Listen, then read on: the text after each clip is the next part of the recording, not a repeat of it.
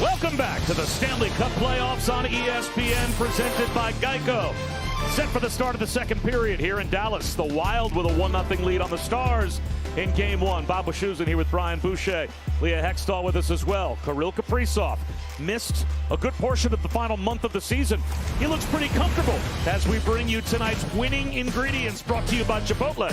Real strong first period for Kaprizov. Looked confident early on. A willingness to shoot pucks. Had a really good opportunity here on Ottinger early on, and not afraid to get in there and dig his nose in there. And then also on the other side of the puck, I mean, there's a great job defensively to get back, to break up a play. Draws a penalty on Wyatt Johnston, and then on the power play is able to help dig this puck loose, and then the timing to get to the net and a redirect goal that gives the Minnesota Wild the 1-0 lead. 4 shots on goal for Kaprizov. Thought he looked awfully comfortable. Dean Evison mentioned to us this morning that, you know, his time off would mean he's well rested. He certainly looked well rested in that first period. And let's see if we see a different looking Dallas Stars team here in the second period than we saw in the opening 20 minutes, where they did not put much pressure at all on Filip Gustavsson. And Pete DeBoer, totally a Hextall. There were some, I guess, natural first period jitters to begin in Game 1 of the postseason as Ottinger makes the stop on Boldy. And let's check in with Leah.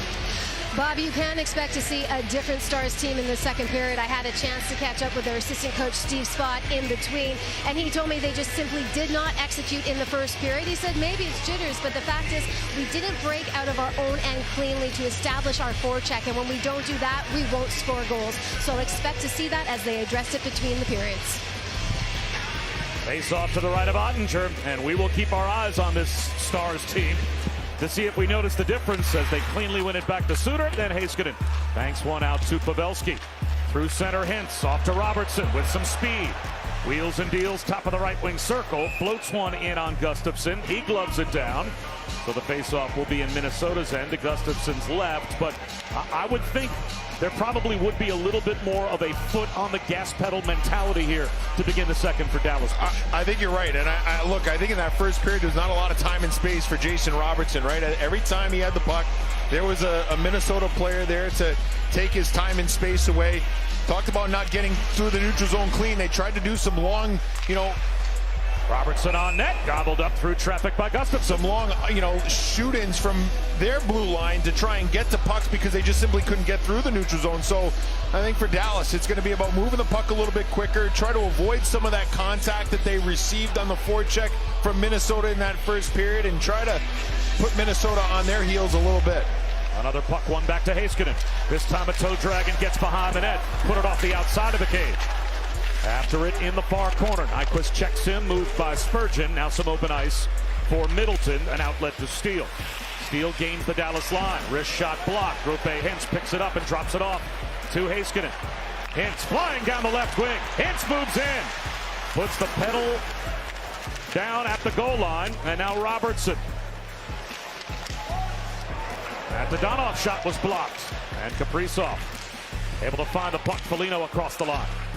Foligno in the right wing corner. Carries in behind the net. Hit by Suter. Heiskanen digs it free. Surveys. An outlet to Roope Hintz. Rink wide Suter. Across the red line to Robertson. And he'll sail one off the glass. Hartman sweeps it all the way down the right wing boards. This will get to the goal line. And we'll have an icing call.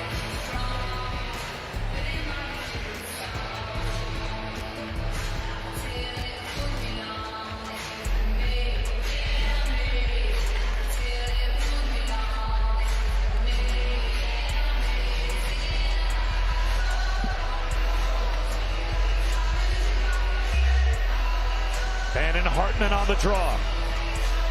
To the right of Gustafsson.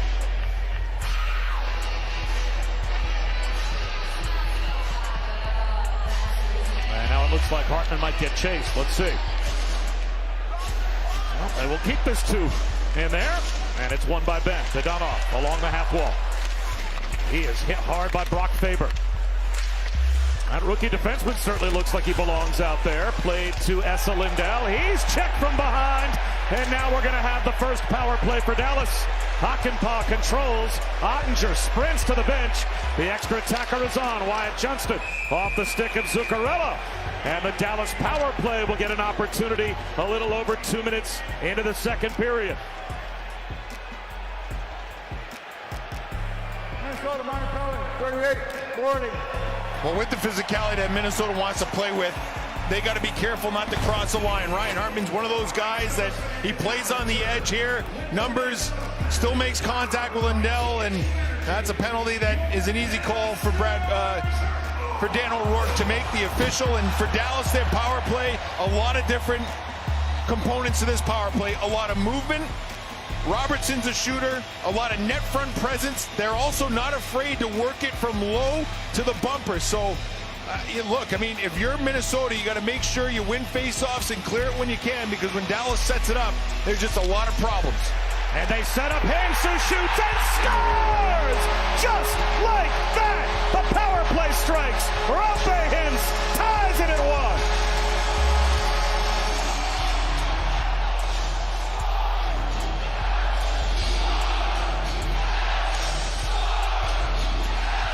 Well, we talk about Dallas, and they're one of the top face-off. They are the top face-off team in the National Hockey League.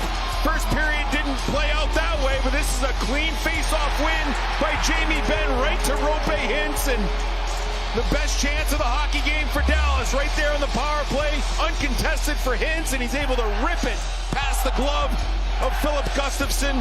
An important goal for Dallas early in this second game as it's awakened this crowd. Including tonight, the 5th game this season for Roope Hintz against the Wild. And that's his 5th goal. He had a hat trick earlier this season in a matchup against Minnesota. And he strikes on the power play. Dellandrea behind the net. And the Stars go to work once again. Back to the point. A little stutter step by Harley. Floats one into traffic. It ends up in the right wing corner. And Duhaime will sky it out to the neutral zone. Trapped by Ryan Reeves. Play to the right wing wall by Dumba, and he carries across and squeezes it deep. Harley behind the net, around to Dellandrea. Move to Radek Faksa. He stumbles a bit at the red line, ahead to Glendening, and now it's tracked down by Brodin. Reeves had a near miss on that hit on Harley coming around the net. Fortunate that Harley didn't make contact. Domi looked to center to Marchment. Moved by Reeves. Johansson sidesteps the check of Sagan. Heiskanen was wiped out on that zone entry, and the crowd was looking for a penalty call once again. Johansson around, Heiskanen the only player there. Speed for Domi across the line. Missed Sagan. It's poked deep by Sagan. Domi has it and controls to the pie slice. Out to Suter, rink wide Heiskanen, chips it to Sagan in the left wing corner. Sagan being worked over by young Brock Faber. And it's back now to Domi. Centers one. Sagan shoots. Save made by Gustafsson with Marchment in front. Dueling with John Merrill. And a good save by Philip Gustafsson with some traffic in the way. Well, Dallas certainly has a lot more jump in this second period, and a power play goal will certainly do that for you. Faber's had a good period. He made a couple of good defensive plays earlier in this period, but Dallas able to work it down low, an eventual shot on goal here for Tyler Sagan, but there's no question that Dallas seems to be on their toes in this period, and getting that power play goal certainly seemed to calm some nerves. Ends from Ben at 2:08 on the power play. Both goals scored on the power play. There's another shot blockered away by Gustafsson. And taken by Middleton, thrown center circle. Steele lost it across the line, offsides as a result. Let's take a look at some numbers from the SAP Coaching Insights app. And boy, it's hard to find a hole in Pete DeBoer's team in so many of the little things, and even on special teams, that tell you might have a really good playoff team on your hands. They're at the top of the league, Bush. Everywhere. I mean, we talked about the fact that this team is more offensive-minded, but look at their goals against, 3rd in the National Hockey League. So their mindset is still to defend very hard, yet it's not just purely about defense, right? We talked about the balance that they have in their attack. Their specialty teams is very good. This is a very balanced hockey club that wins different ways, and they've got an emerging star in goal in Jake Oettinger, which is a recipe for success. Spurgeon down deep, hit from behind, and now the sticks and gloves get up, and there is a penalty called as well. Game one heating up here in the second period, tied at 1. Middleton wants a piece of Ben. That would be a heavyweight matchup as those two are separated.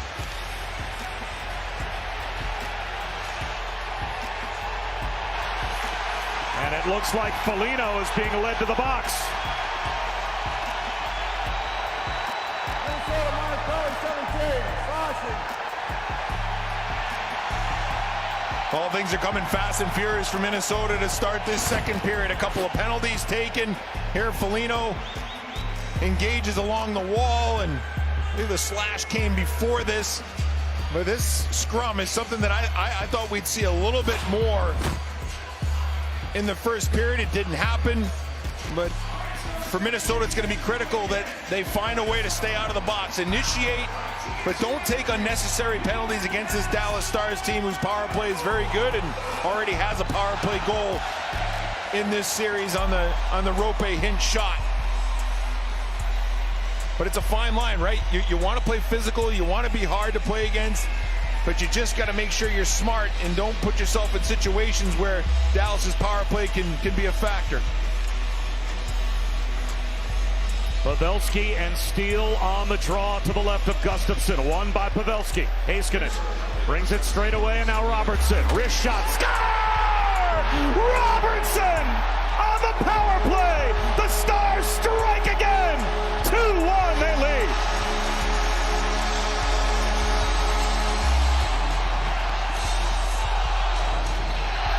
I can't recall two quicker goals off of face-offs in a playoff game than what we've seen to start this second period. Pavelski clean win. Heiskanen gets it over to Robertson, and I think Gustafsson has a tough time finding this puck through Jonas Brodin, who is out trying to get in the lane, and you can see Gustafsson at the last second look to the left of Brodin, and the shot goes to the right of Brodin, and because of that, Gustafsson not able to locate it.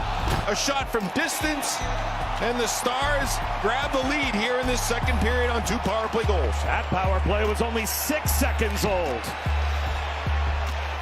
And Robertson gets one past Gustafsson. 2-1, the Stars have the lead. Rope Hintz keeps it in at the right point. Heiskanen is the player down low. He'll carry up high. Look to go backdoor and almost found Rope Hintz. Zuccarello got his stick in the way, and he draws a penalty. There's a hooking call that will go against Dallas. And it looks like it might be Miro Heiskanen that heads to the box. I think it's going to be Rope Hintz, I believe. It is Hintz.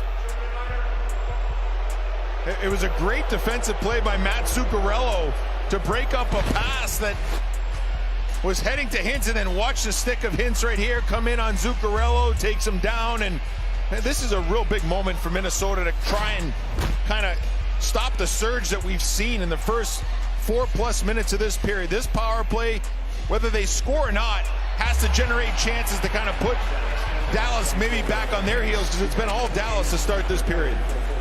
Kaprizov keeps it in at the right point, and that allows the Wild to set their power play up.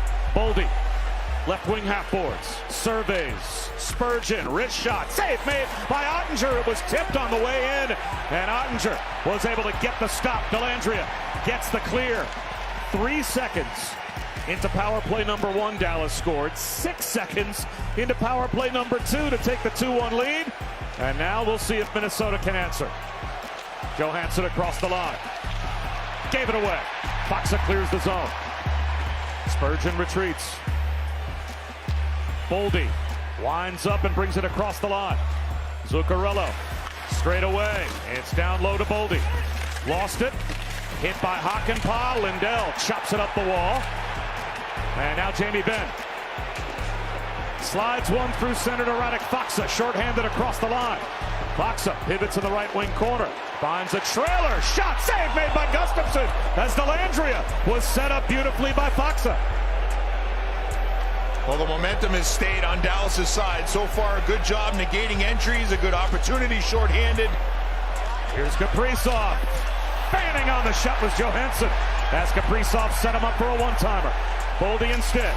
Down low Johansson. Straight away Brodin. Back to Johansson.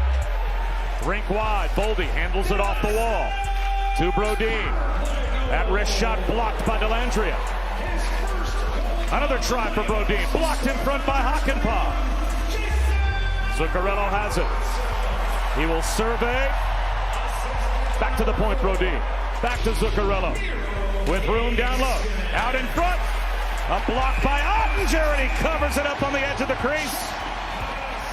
Johansson tried to find Kaprizov backdoor, and Ottinger read it and made the stop. Just not a lot down low, not a lot in the middle of the ice on this power play for Minnesota. Dallas is very content to just give up the point shot from the middle and take away the flanks as well. But you can see once it gets down low, just a really good job there by Hakanpää to kind of take away that passing lane, plus the play of Ottinger.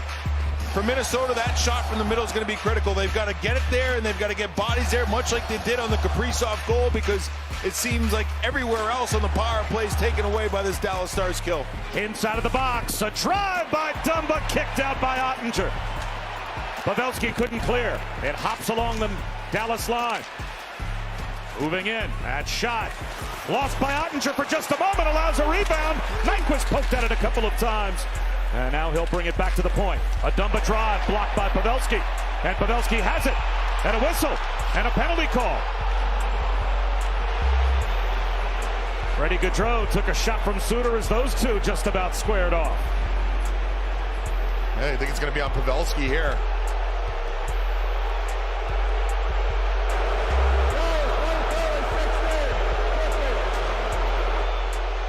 I tell you, it was a great play by Matt Dumba.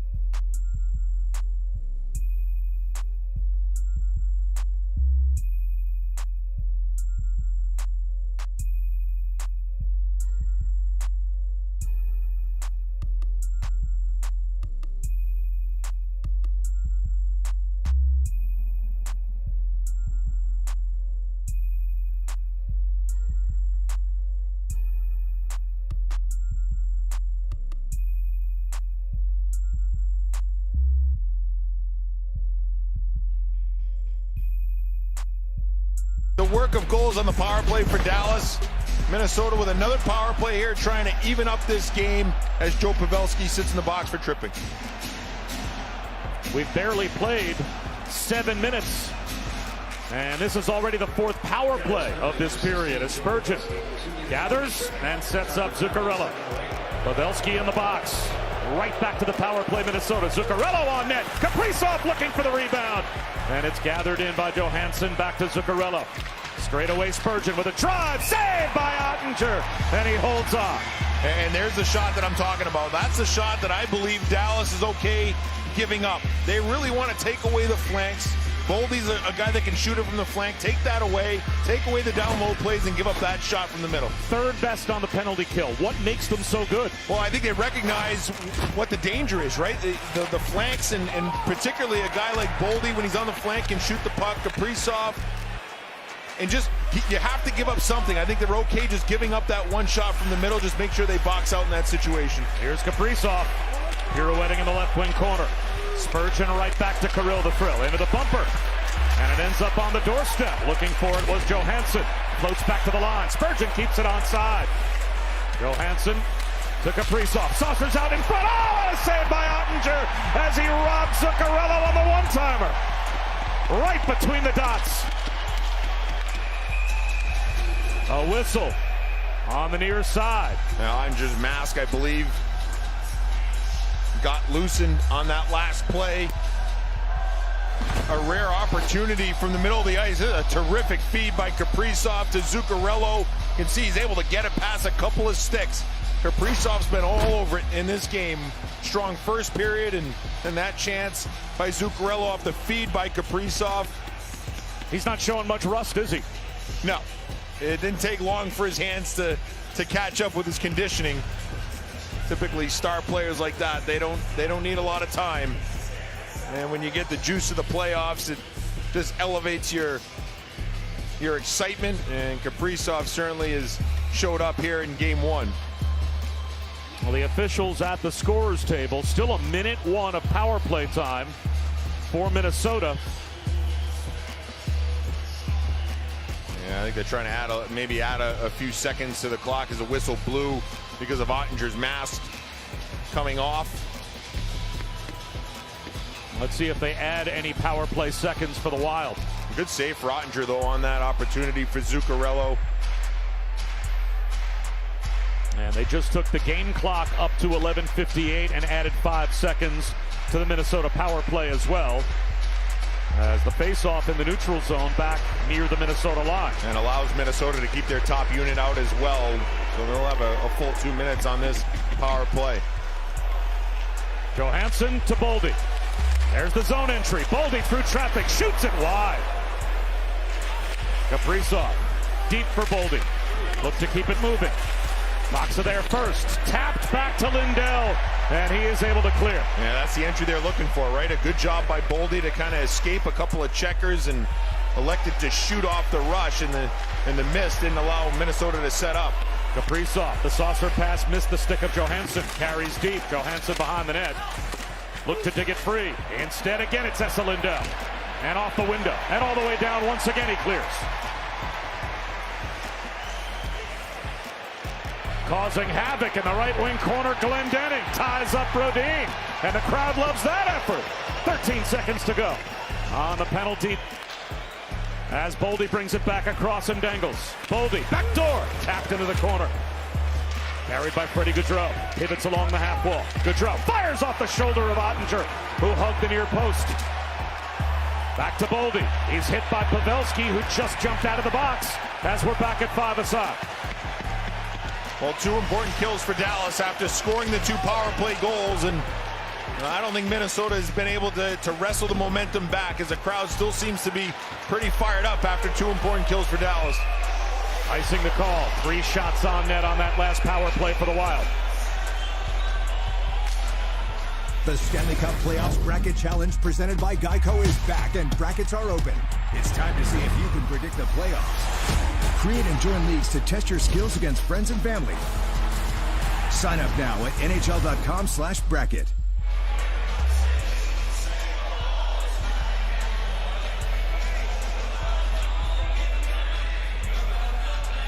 As we approach the midway point of game 1 between Dallas and Minnesota.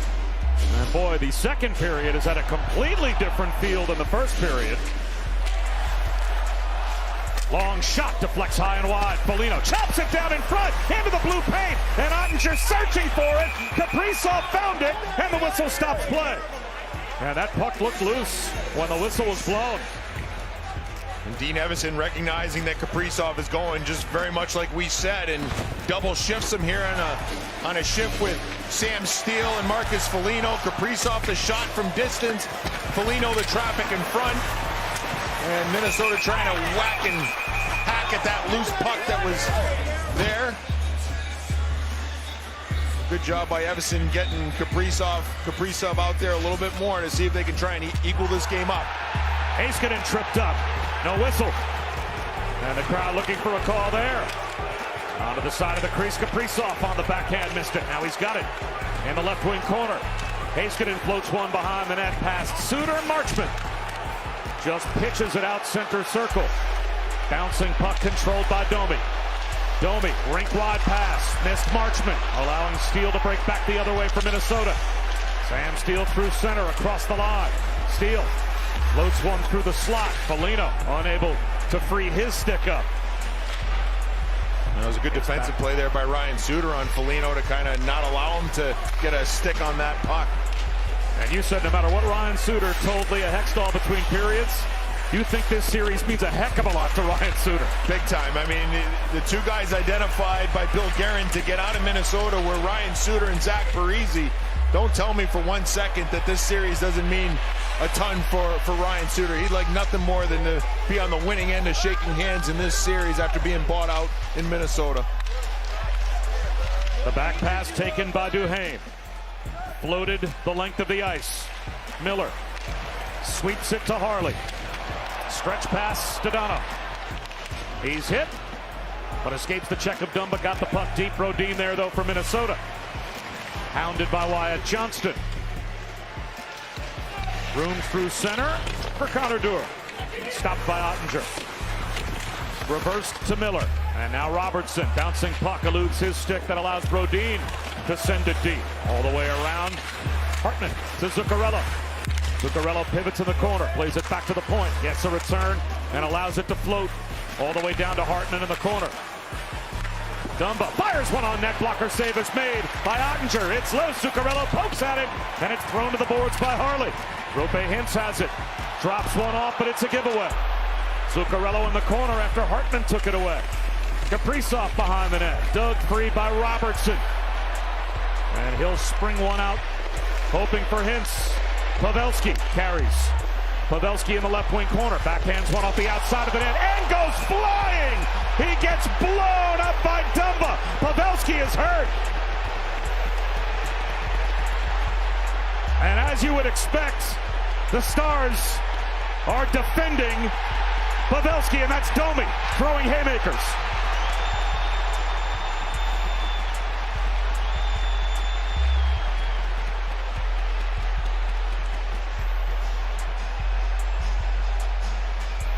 Well, Dumba with the hit on Pavelski. And Pavelski's in a lot of trouble right now.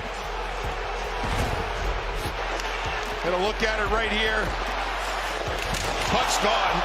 I mean, to me, for Pavelski, once he releases this puck, he doesn't anticipate the hit.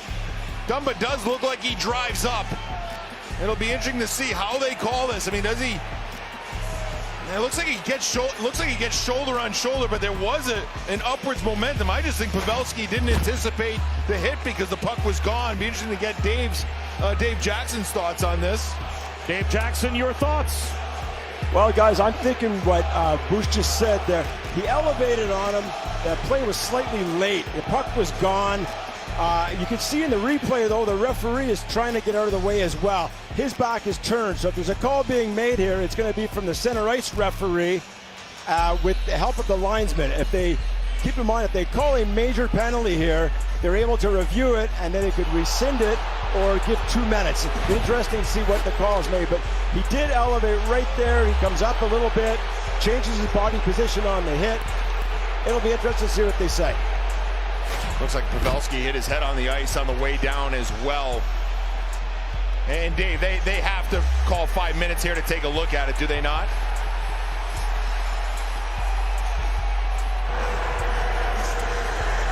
Was injured on the play or appeared to be injured. I think that would be the smart call, but maybe they got a really good look at it. They were talking about the two linesmen had a good look. Center ice referee had a good look, so I'm not sure what goes on in that conference, but I'm glad they talked about it. Here's the call. There is a 5-minute penalty on the previous play. It is now under review.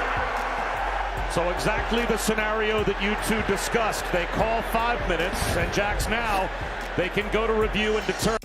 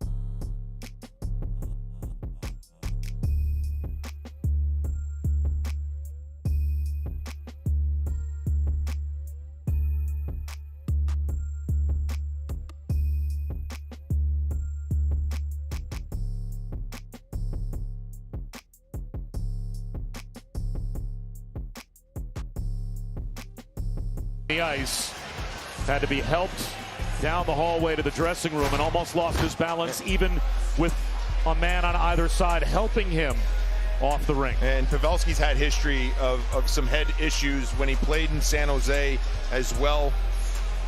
We certainly hope for the best for Pavelski. Here's the official call after the review.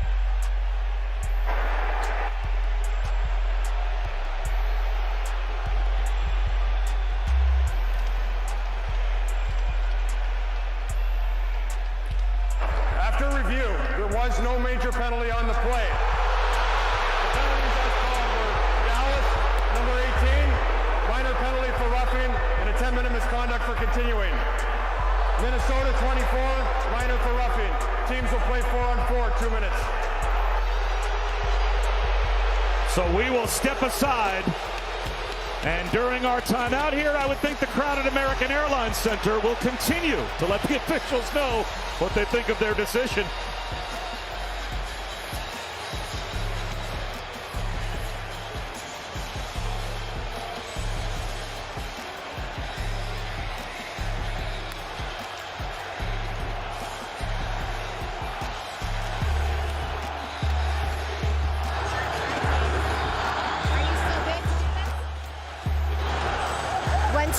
One, two.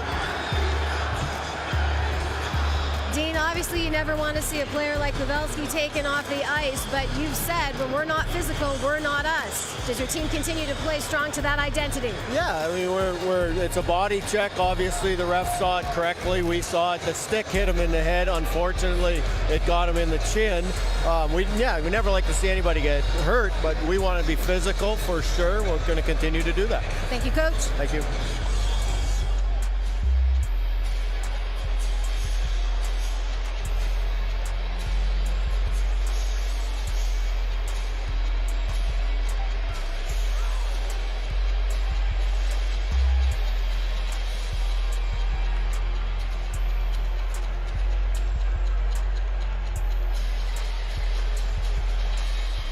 Back in Dallas a moment ago, Leah Hextall with Dean Evason. Dean, obviously you never want to see a player like Pavelski taken off the ice, but you've said when we're not physical, we're not us. Does your team continue to play strong to that identity? Yeah, I mean, it's a body check. Obviously, the ref saw it correctly. We saw it. The stick hit him in the head. Unfortunately, it got him in the chin. We never like to see anybody get hurt, but we want to be physical for sure. We're going to continue to do that. Thank you, Coach. Thank you. Well, Brian Boucher, obviously Dean Evason thought that the call was made correctly, reducing it from a 5-minute major to just a minor penalty that now creates 4-on-4. What are your thoughts? I just thought it was a little late, that's all. I didn't think there was head contact. I thought his head hit the ice. I thought that was where he hit his head. But the lateness of the hit, to me, was the one that kind of stood out. And I thought maybe they would go 5 minutes. They decided not to. And after all that, Domi gets the extra 2, but then it's negated by the roughing minor from Dumbra as well. So it plays 4-on-4. Big break for Dean Evason and his group as they've knocked out a key player in Joe Pavelski. Keep in mind, Joe Pavelski, a couple years back, I mentioned the head issues in San Jose. He took a hit in the Vegas series where he was knocked out of that series. Certainly doesn't look good for Pavelski right now as he left the ice with the help of some teammates. We will certainly keep an eye on that, but this is a big moment, not only in this game, but potentially in this series. And a lot of open ice 4-on-4 as well. As Middleton flips it right, Gaudreau carries it across. Gaudreau slides it through the crease, and that was guided away by Ottinger. Sagan ahead to Ben.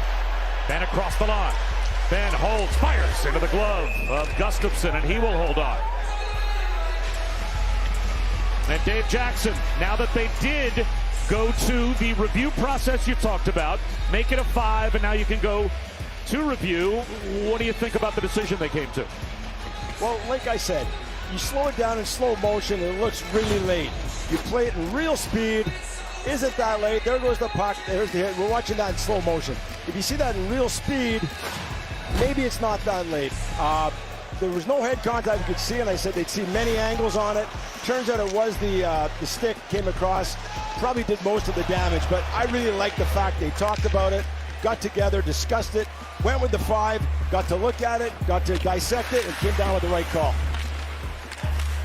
I like that rule. I like the fact that they can call 5 minutes, you know, and like Jack said, get some looks, feel good about the call that you need to make. Tough to make it under real speed, right, with the pressure of how fast this game is. Robertson with a shot that flutters in on Gustafson. Now, we talked about this hit being in slow motion. Well, here it is in real speed.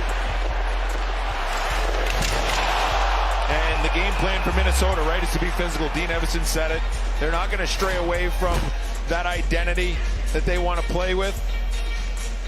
And for Dallas, they've got to be aware of it. And no question, Pavelski is a big part of this Dallas Stars team, a big part of that top line, which is the most dangerous line at 5-on-5 in the regular season. We'll see how they respond to that hit and a potential momentum-changing type of moment. Ben behind the net as we continue 4-on-4. Hit by Middleton. Middleton pins Ben to the wall. It's a 2-on-2 battle. And now the whistle stops play as the puck frozen underneath the shin pad of Jamie Benn. And for me, you know, when you play physical like that, to me, you worry about young guys like Wyatt Johnston. You know, like the older guys like Jamie Benn and Tyler Seguins, these guys can handle it. Joe Pavelski, certainly a guy you wouldn't expect to be phased by it. But when you see a guy like Pavelski go down, to me, how do guys like Johnston now respond? How does Jason Robertson respond to something like that? It can certainly be unnerving and takes a moment to kind of collect your thoughts and kind of get through it. I think these last 6 minutes of this period will be important for Dallas to kind of make sure that Minnesota doesn't gain any momentum from a play like that. And Dallas now playing 2 forwards short, with Domi getting 10, an offside whistle at the Dallas line, so he's done for the rest of the period and on into the third. And obviously it certainly did not look when Joe Pavelski left the ice like he was going to return tonight. So now it's a short bench for the Stars as well. But they've got the 2-1 lead with the 2 power play goals being scored in this period. And these are the surges that you gotta find a way to handle in playoff games, right? In playoff series, there's gonna be times where it gets a little bit crazy. It gets going a little bit sideways, but when you have a group that can kind of settle things down and get through these moments, you know, those are the teams that typically have success in the playoffs. And now the horn just sounded. I think that was an errant horn from the scorer's table in between the penalty boxes. So now they will drop the puck in the neutral zone with 6:20 to go in what has been a wild second period.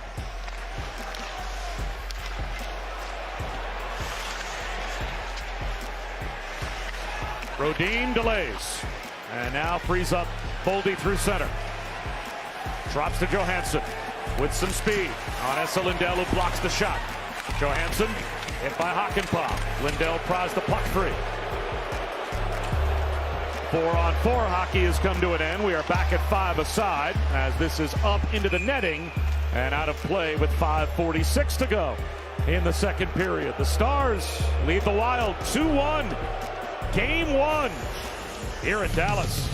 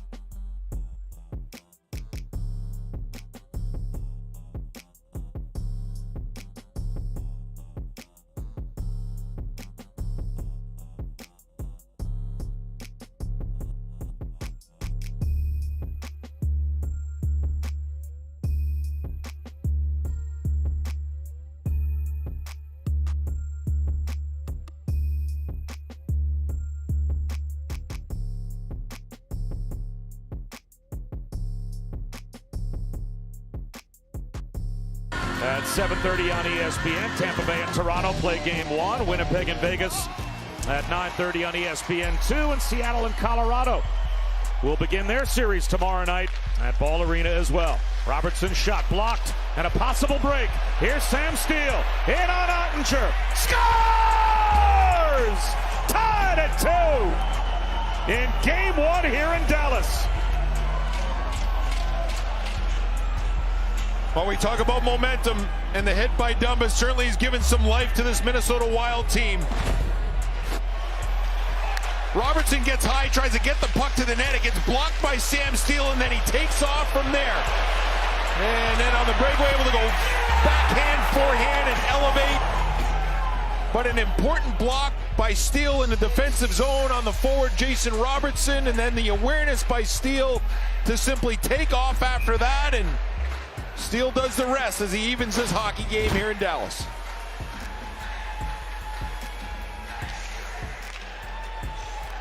5.5 minutes to go in the second period. Another momentum change.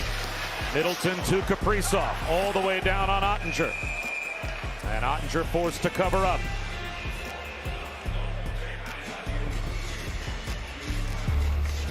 Well, Sam Steele tying up this hockey game, and it's a good play by Dallas to kind of get three players high there. But the key for Robertson is to make sure that that puck gets through. And the minute it doesn't get through, that's when you're in trouble, because his 2 defensemen are spread out wide, doesn't allow them to kind of get back into position. And Steele with the finish, and we've got ourselves a tied-up hockey game. Boy, it has been a wild 14 minutes and change in this second period, from the power play goals by Dallas to the hit by Dumba, and now the evening goal there by Sam Steele. And the crowd booing every time the puck is on Dumba's stick as he puts one towards the net. Wyatt Johnston, or rather Dadonov, plays it to the red line. Heiskanen off to Jamie Benn, between the legs, try to one-touch to Johnston and missed. Dadonov on the opposite side, couldn't keep it in the Minnesota end, so following up is Heiskanen, and he will lob it deep. Kaprizov takes a hit from Marchman. Another from Radek Faksa. Zuccarello pokes it out to the neutral zone. Players tumbling on top of one another in Minnesota's end. And now a whistle stops play as Marchman is on top of Dumba.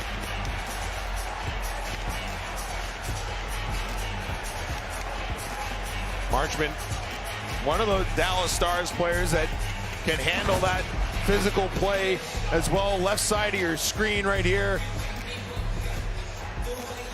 Marchman and Dumba get tangled up, and Marchman not able to get up, and he ended up being offside on the play. But you can tell that there seems to be a target on Matt Dumba's back right now, as he's public enemy number 1 after knocking Pavelski out of this hockey game.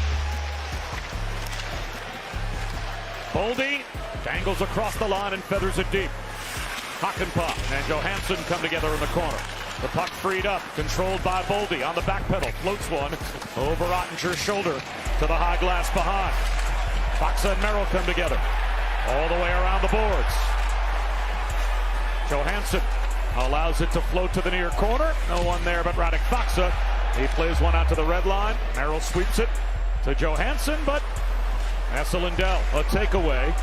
Rink wide pass, missed connection with Faksa. Merrill on up to Brock Faber.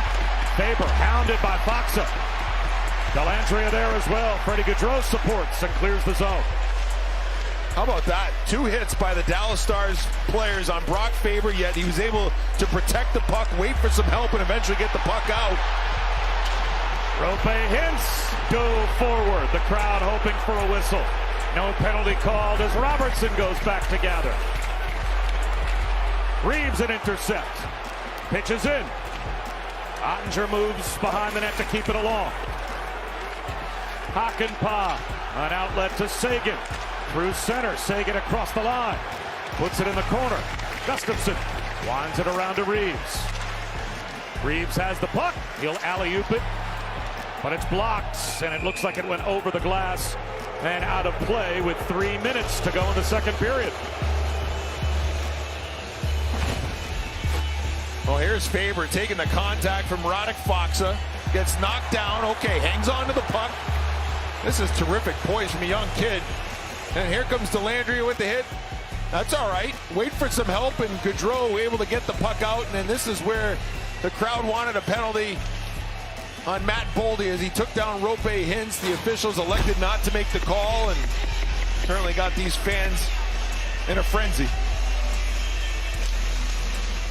The draw one. That shot taken by Miller. Moved by Middleton. Waiting for it, Thomas Harley. Pitches it along the dasher. Wyatt Johnston behind the net, under the stick of Dadonov. He and Middleton come together. Middleton with the hit. That freed up some space, and now Nyquist looking for Steele again across the line. Steele pivots to the left wing corner. Nyquist had the beautiful little touch lead pass that freed Steele up for the breakaway goal. I was just going to say that the play that he made on the Steele goal, and that little dish that he made to Steele right there as he was slashing through. And Ottinger able to glove that puck down. And one of those pickups for Bill Guerin at the trade deadline. Remember, Nyquist was hurt at the time when he got traded. A lot of people felt he was out for the season, yet Bill Guerin made that trade for Nyquist.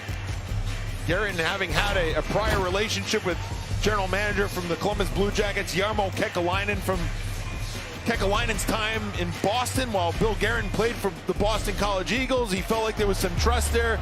He felt that the word that Kekalainen gave him was that Nyquist would be okay come playoff time, and it certainly has played out that way, and a good depth pickup here for the Minnesota Wild. The Stanley Cup Playoffs Bracket Challenge presented by Geico is back. The game available now.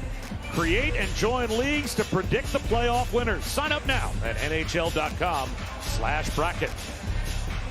Did you pick all favorites again this year, Bob, or what? I picked Boston to win the Stanley Cup. I picked Dallas to get there against them. We'll see if that happens. Minnesota might have something to say about that, as Heiskanen moves it to Marchment. And he will alley-oop this all the way down to the Minnesota line. Dumba handles it on the back pedal. And now Hartman across. Hartman throws one wide of Ottinger. Bounces along the dasher. Zuccarello puts it back to the point, but Dumba wasn't ready for it. He'll fire it right back in. Hartman had Zuccarello going down the weak side wing there. It just wasn't able to kind of open up and make that play. If he gets it to him, would have been a real good chance for Zuccarello. Heiskanen overskated. Boldy moving in. That shot blocked and guided away by Ottinger. Johansson back to the point. Spurgeon with a drive, and that knuckleballs behind Ottinger. Johansson plays it to the corner. Swept further by Heiskanen. And now room for Rope Hintz. Suter overskated as well. Boldy takes it back, brings it across the line. Boldy with a drop. Johansson, wrist shot, easily gloved by Ottinger. And he will hold on with 1:04 to go in the second period. Well, Minnesota, you can see right there, lead in shots on goal, 27-14. They've wrestled the momentum back in this hockey game after giving up 2 power play goals to start this period. And they've managed to find a way to garner some energy in the last 8 to 9 minutes. It's been one heck of a second period, there's no doubt about that. Shots on net in the second period alone. Minnesota 17, Dallas 9. But they scored 2 power play goals, did Dallas, on 2 shots that totaled 9 seconds of power play time in all. Rope Hintz to Robertson. Robertson gains the red line. Couldn't get it across the Minnesota line. And Freddie Gaudreau fires it in. Ottinger slows it down. Hakanpää off the stick of Gaudreau. It pops in the air. And it's controlled by Nyquist back to the point. Long shot on net. Ottinger makes the save. In the blue paint, he's looking for it. He'll go Snow Angel and cover as much ground as he can. And eventually Ottinger freezes the puck and gets the whistle. Well, pretty simple for Minnesota. I mean, they're winning pucks. They're getting pucks to the net. Reeves off the bench, gets it there, and then the battle in front there. Gaudreau battling with Lindell, able to still keep that puck loose, and it creates some nervous moments for Jake Ottinger. He's not able to get a glove on it initially, but look at the bodies. I mean, coming in for Minnesota to try and continue to whack at that loose puck. You got to give credit to Minnesota as they've been the aggressor for most of this period. Reeves crashing the net, almost poked it home. A nice little dangle through center by Heiskanen. Heiskanen, a zone entry. Heiskanen gets hit by Brodin. Reeves around the wall. Duhaime couldn't get it out of the zone. He just shoved Suter to the ice. Bouncing puck between the circles. And this will float down just to the right of Ottinger, and that creates an icing call with 8.8 seconds to go in the period. Jamie Benn has to be separated from Reeves. Yeah, there would have been a time when Jamie Benn might be the toughest guy on the ice. That is not the case now that Ryan Reeves is in a Minnesota Wild uniform.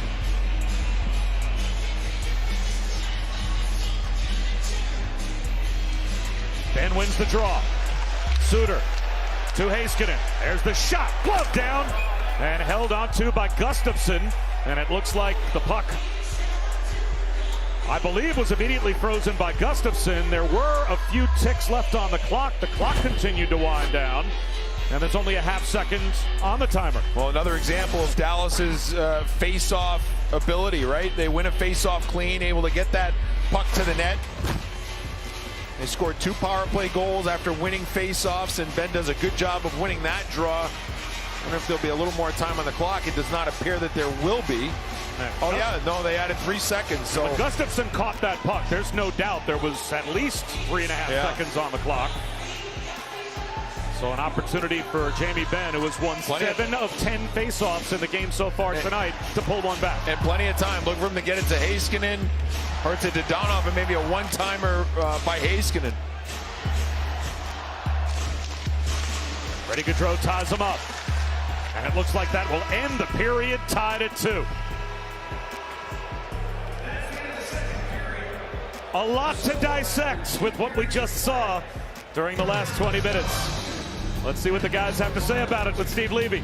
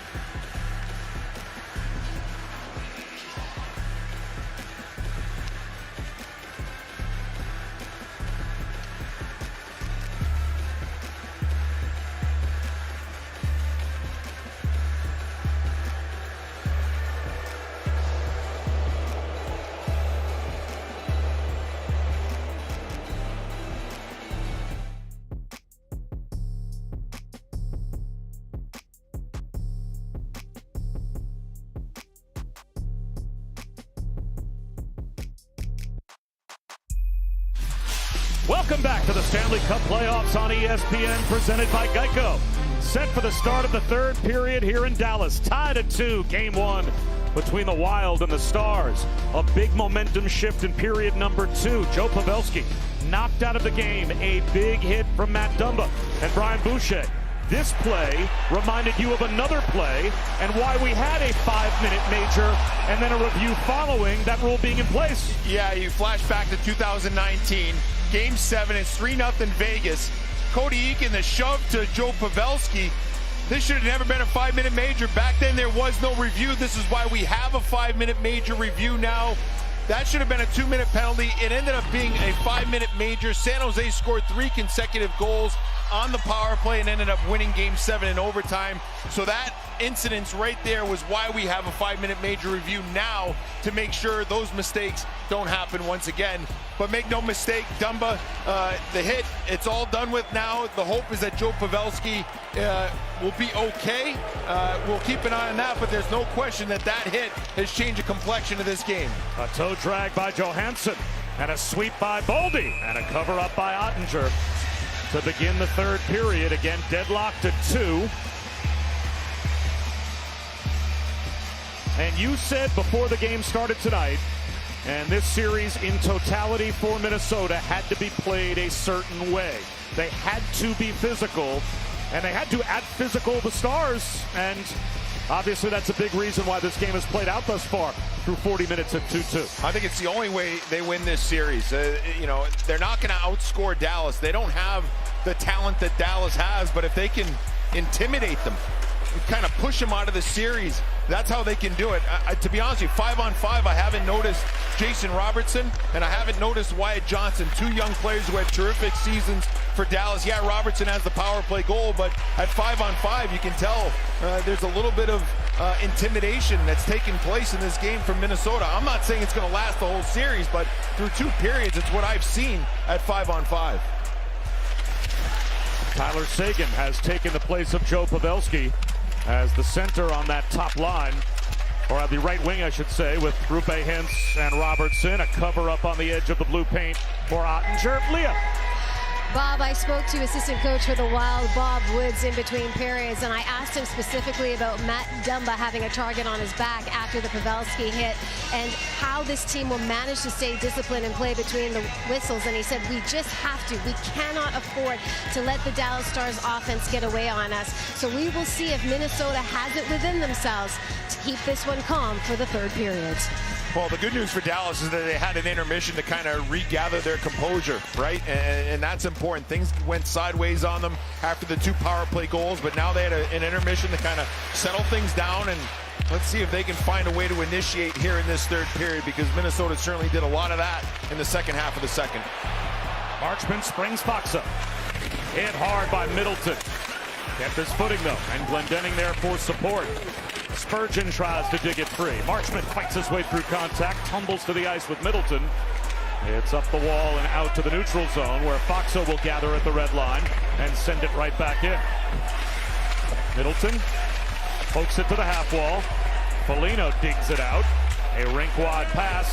Here's Gus Nyquist. Hit by Lindell. Walls him off. Carries the puck. Throws it into the crease, and it's covered up by Ottinger.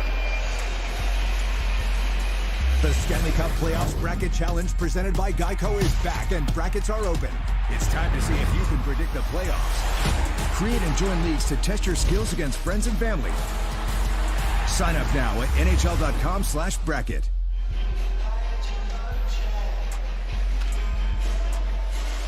Last year, Minnesota lost to St. Louis in 6 games in the first round. Last year, Dallas lost to Calgary in 7 in the first round. One of these teams will advance to the second round this season. And boy, sign me up for 7 games of what we've seen so far tonight, especially from the beginning of the second period on. The intensity level has been everything that you would think playoff hockey would be. Yeah, let's be honest, though, the first 20 minutes was a bit of a snooze, wasn't it? You might have noticed I said from the start of the second period, all right, sign me up. The second period was great. I mean, the power play goals for Dallas, and then obviously the physicality, you know, turned the second period on its head. But to your point that you made for Minnesota, making that a mundane first 20 minutes on the road and having a 1-0 lead. Give them credit. They turned the game into a really solid road period. It started to get away from them a little bit in the second period when Dallas got the game to be more frantic. Might be more entertaining for us, but I'm sure it's not what Dean Evison wants to see. Yeah, maybe the only thing that you can probably criticize from Minnesota is their inability to win faceoffs on the penalty kill. I don't even know if their penalty kill's not that good just yet because those 2 goals happened so fast, but by and large, I mean, the first period was perfect for Minnesota. The second period, yeah, they gave up a couple of quick power play goals, but obviously the physicality that they want to play with is making a difference so far and has kept them in this game to this point. Amazingly enough, the hits after 2 periods, instead it was 28-26 Dallas. I don't know that I buy those stats. I mean, those are in-house stats. I think the hits by Minnesota has had more of an effect than Dallas's physicality in this game. A little over 2.5 minutes gone by here in the third period. Tied at 2. And again, both Dallas goals scored on the power play in the second period in a total of 9 seconds of power play time, Booch. As you said, just 2 quick one-draws and shots that found their way past Gustafsson. And here is Rope Hintz to take the draw against Freddie Gaudreau to Gustafsson's right. Here is Robertson. That shot blocked. Heiskanen kept it onside, but a good stick by Boldy to knock it back out to the neutral zone where it's sent right back in by Heiskanen. Dumba hit by Robertson. Gaudreau controls it off the wall. Johansson lost it to Heiskanen. Rope Hintz straight away drops it to Miro Heiskanen. Nice little 360 down the wall. A toe drag, plays it to Robertson straight away. He will hold, hands it off to Heiskanen. Heiskanen, that puck poked by Freddie Gaudreau out to the neutral zone as Dallas maybe got a little too cute there rather than getting a puck to the net. Too much hesitation by Robertson. Good job by Heiskanen to kind of work it free, you know, as he held on to the puck and got it to Robertson. I thought Robertson just hesitated too long. There was traffic at the front of the net, elected not to shoot it, and the play died. Hakanpää outlet to Marchment. Sidestep the check of Reeves. Dellandrea into the corner. Middleton loses his stick. Played to Lindell. Wrist shot. Blockered away by Gustafsson. Up into the netting and out of play. And Middleton and Marchment square off for a moment. Reeves intercedes. Good work by Heiskanen here to kind of escape Marcus Johansson. Look how open Robertson is. I mean, there's traffic there. Get it there. Get it to the net. And then later in the shift, finally do get it to the net. And you can see Gustafsson doesn't really handle that one overly cleanly. So if you're Dallas, I mean, I wouldn't pass up any shots. Get it to the net. Keep in mind, Gustafsson's first NHL playoff game. Don't pass up on any shots here in this third period. Faksa off the draw. Harley throws one wide. Miller, a drive, save made by Gustafsson, and the rebound was loose, but Radek Faksa was tied up. He couldn't put one on the open net. Middleton off the left wing window and out. Harley back for it. Good job to control to Faksa. And Dellandrea across the line. Drop past Marchment, looking for a return. Marchment overskated a bouncing puck, and it's back to Miller on the back pedal center circle. Harley right back across the Minnesota line. Again, the rookie Brock Faber out there playing important minutes. Zuccarello through center. Zuccarello carries behind the net. Stalked by Heiskanen. Hartman there. Saucers a pass, rink wide for Dumba. Shot on net. Pad save made by Ottinger. He lost his balance, and he is looking at the officials, saying he was tripped up, I think, by the stick of Zuccarello. No call. Wyatt Johnston across the bend. Toe drag. Poked off his stick along the goal line. Kaprizov and Heiskanen come together, and the puck up off the netting and out of play. That was a dangerous looking play that started with a good feed by Wyatt Johnston to Jamie Benn, and a real good defensive play here by Jonas Brodin. Here you got to look at Zuccarello, makes contact with Jake Ottinger, and boy, wonder if that ever ended up being a goal, if there would have been perhaps a goaltender interference.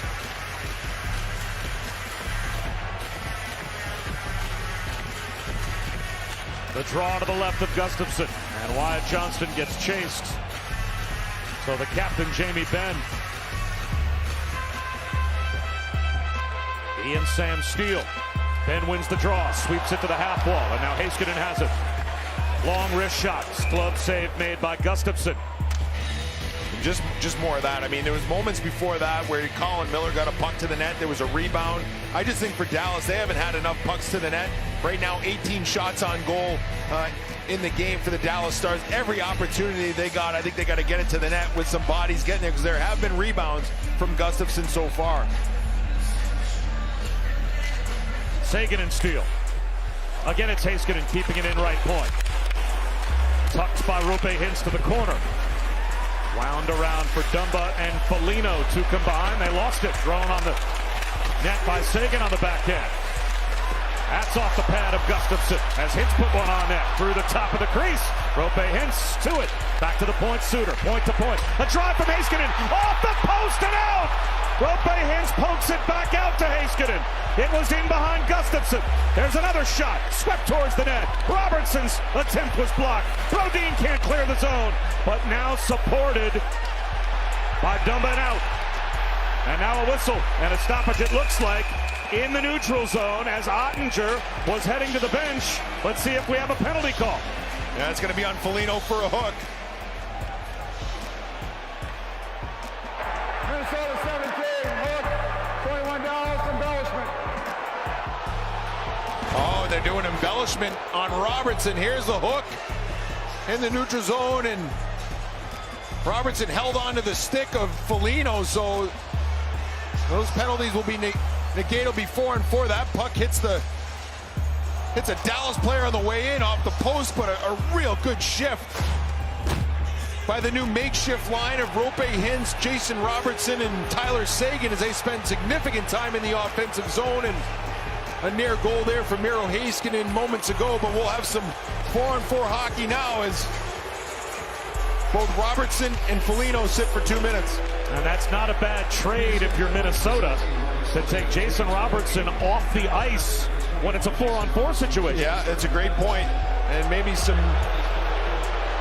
room for guys like Boldy and Kaprizov perhaps to kind of get this thing tilted the other way, because it's been a lot of Dallas in the first 6 minutes here in this third period. Boldy out there with Freddie Gaudreau as Middleton and Spurgeon, the defensive pair. Dellandrea and Domi, the forwards for Dallas, with the third pair of Miller and Harley on defense. Here is Spurgeon. Boldy, that shot blocked. Taking off is Miller after his own shot block, but Middleton wins the race. Poked the puck out to the neutral zone. Domi lost it to Gaudreau. Carried across, off-balance wrist shot, not much on it, and so it's gloved by Ottinger.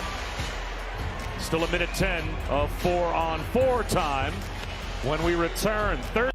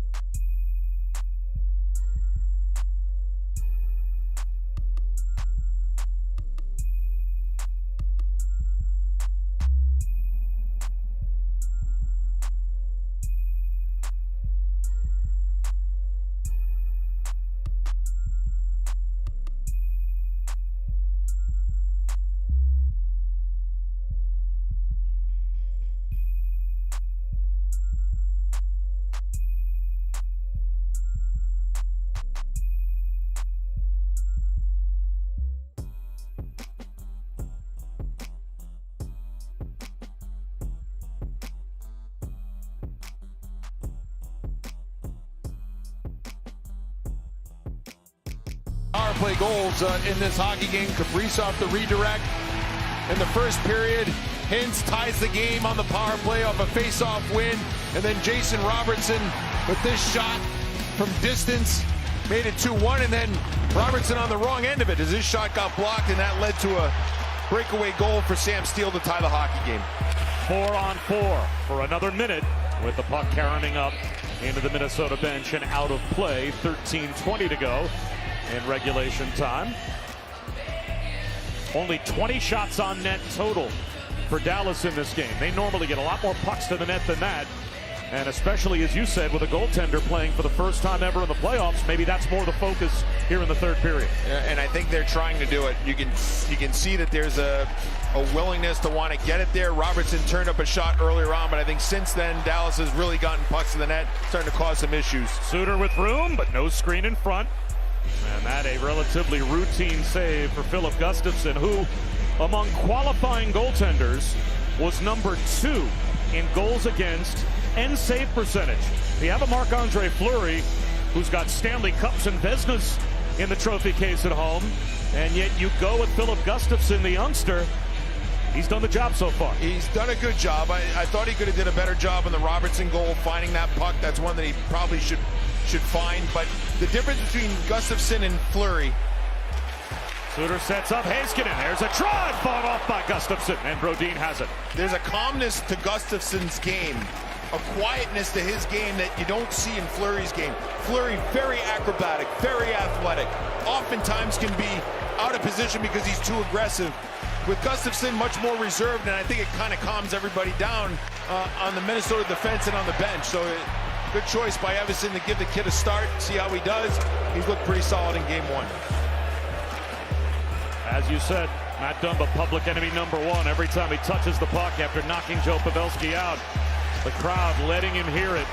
13 seconds to go on the 4-on-4. It's cleared by Heiskanen, gathered by Middleton. Foligno and Robertson both rise up off the penalty box benches as they are set to rejoin play, and we are back at 5 aside. Steele across the line. Top of the left wing circle. He pivots and gets it deep. It's past Foligno. Robertson controls for Dallas. Gave it away. Steele pitchforks it deep. Ottinger in the trapezoid. Duessa Lindell keeps it moving, but along the half wall, there's Steele once again. He's got the game-tying goal to his credit. Jani Hakanpää worked over by Foligno. Nyquist able to pick the puck out. Out to Middleton. He dangles at the line. Long wrist shot blocked on the way in. It hit either Steele or Lindell. And now Robertson calmly exits the zone and gets walloped by Foligno as he goes off for a change.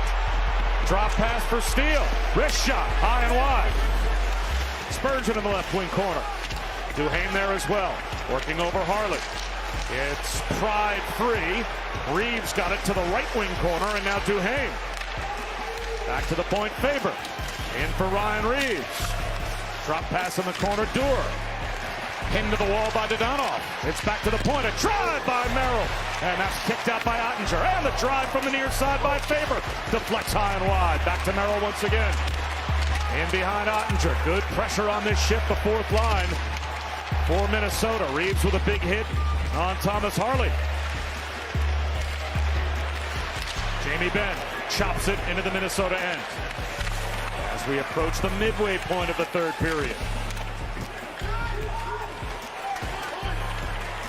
Brodin hounded by Dadonov, or rather Wyatt Johnston. Sagan a takeaway, trying to put it out in front.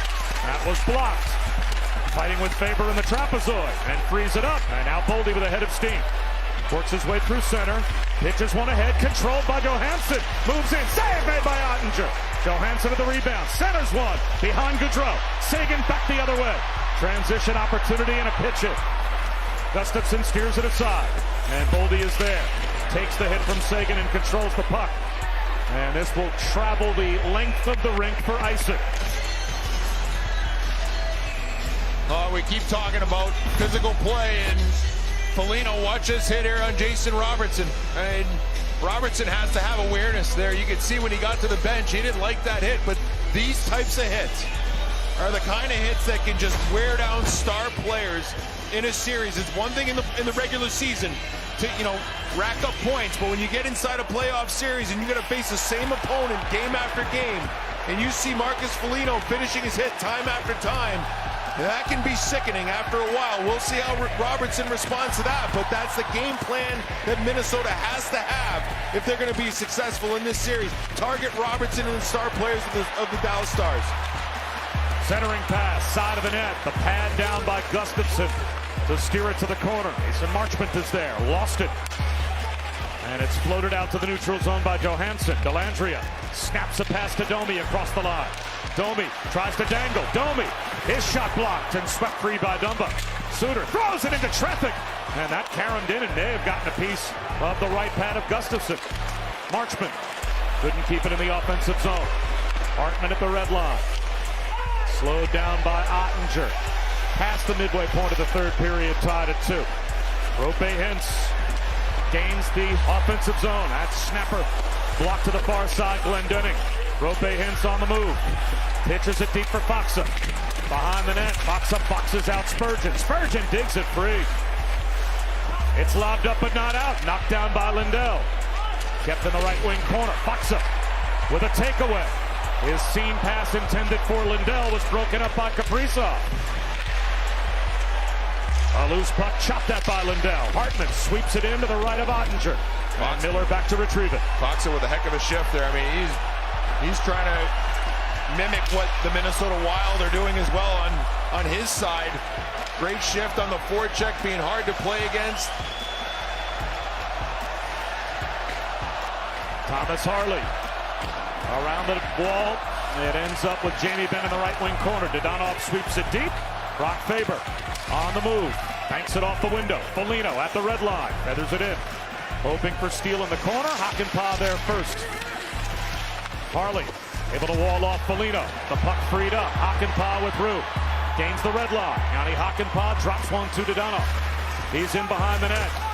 Backhands one through the crease to Robertson. Poke back to Hintz. And now to Robertson in the corner. Looking for a cutting Dadonov. Reeves pitches it right back out to the Dallas line. Haskin in a one-touch. Rope Hintz a carry across the line. Robertson has it. Robertson couldn't tee up a shot.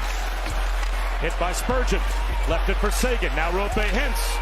Out straight away to Suter. Suter to a moving Heiskanen. Off the outside of the net. And Brodin has it in the near corner. And again, content to put it up over the side glass. It was deflected out of play. So no delay of game concern for Minnesota with 7:16 to go in the third period. We are tied at 2. The Stanley Cup playoffs on ESPN are presented by Geico. See how easy it is to bundle all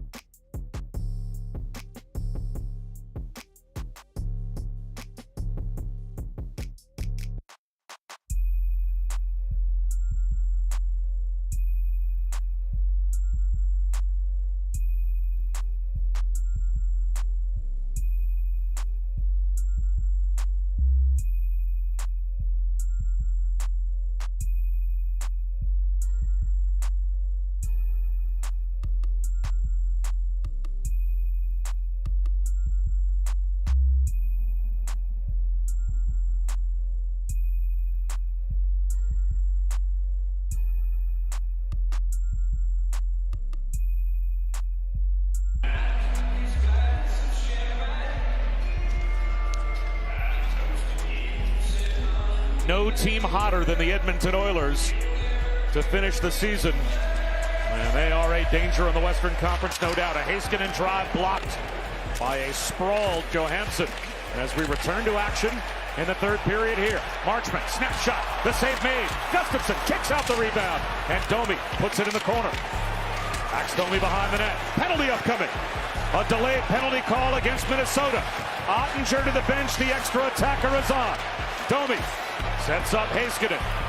Heiskanen along to Ben. A drive by Domi and a save by Gustafsson. And he drops his stick and takes a right-handed shot at Ryan Suter as well in front.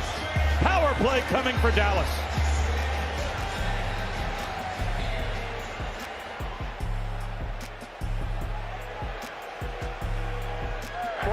Minnesota. 2 minutes. Tripping. Well, an important penalty killer for Minnesota to the box. And a good shift for Dallas after the TV timeout. Getting pucks to the net. When you do that, you force the opposition to have to defend. And when they have to defend, oftentimes it leads to scoring chances or potential penalties against the defense. And Spurgeon sits for 2. Let's see if we get another face-off win from Dallas here to kind of get things started on the power play. And there it is. Heiskanen can't keep it onside. It was cleanly won by Sagan. Again, 2 power play goals in the second period for Dallas in 9 total seconds of power play time. They try to get things set up here. Robertson in the corner. It's back to Heiskanen. To Jamie Benn. He'll walk it in. Benn down low. Robertson throws one towards the crease. Tries to tuck one past Gustafsson again. Hits around the wall and cleared. Good stick there by Gustafsson. An active stick. Intercepted that pass in the blue paint. That's the goaltender's job. Good job by Gustafsson. Rupe hits the trailer. Center circle to Ben across the line. High slot. Robertson back to Heiskanen. He'll just sail it to the glass. Ben wraps it around to a vacant point, and Robertson unable to keep it onside. And he is pressured by Duhaime. And Duhaime a good job just to cause havoc. Helped out as well by Gaudreau and a takeaway. Gaudreau shorthanded, killing time. Pocket picked by Heiskanen. Here's Miro Heiskanen center circle. Missed Johnston. Dadonov there to drop one to Johnston. Shot save made with the blocker by Gustafsson. And a clear by Johansson. A good shot there by Johnston. Good save by Gustafsson. Gustafsson's made several saves in this period as Dallas has seemed to find a willingness to shoot more pucks here. Johnston to Dadonov across the line. Nope. Miller held up at the left point by Steele. Now it's in the offensive zone for Dallas. Settled down, Domi. That shot blocked. A good job by Brodin. Suter to Domi. Dangling as Domi lost his stick, and it's out to the neutral zone. Domi kicks it with the final 5 minutes being brought to you by Geico. And Steele will pitchfork it all the way down the ice, and that will kill off the final seconds of the Spurgeon penalty. He's out of the box. We're back at even strength with 4:40 to go in the third period. Middleton can't outlet the zone. Foxa kept it in. Glendening in the left wing corner. Worked over, but controls the puck. Wound around the boards to Heiskanen. He keeps it onside. Dellandrea, wheel around wrister, blocked to the corner as well. Brock Faber swings it to the near side to Boldy, a one touch out of harm's way.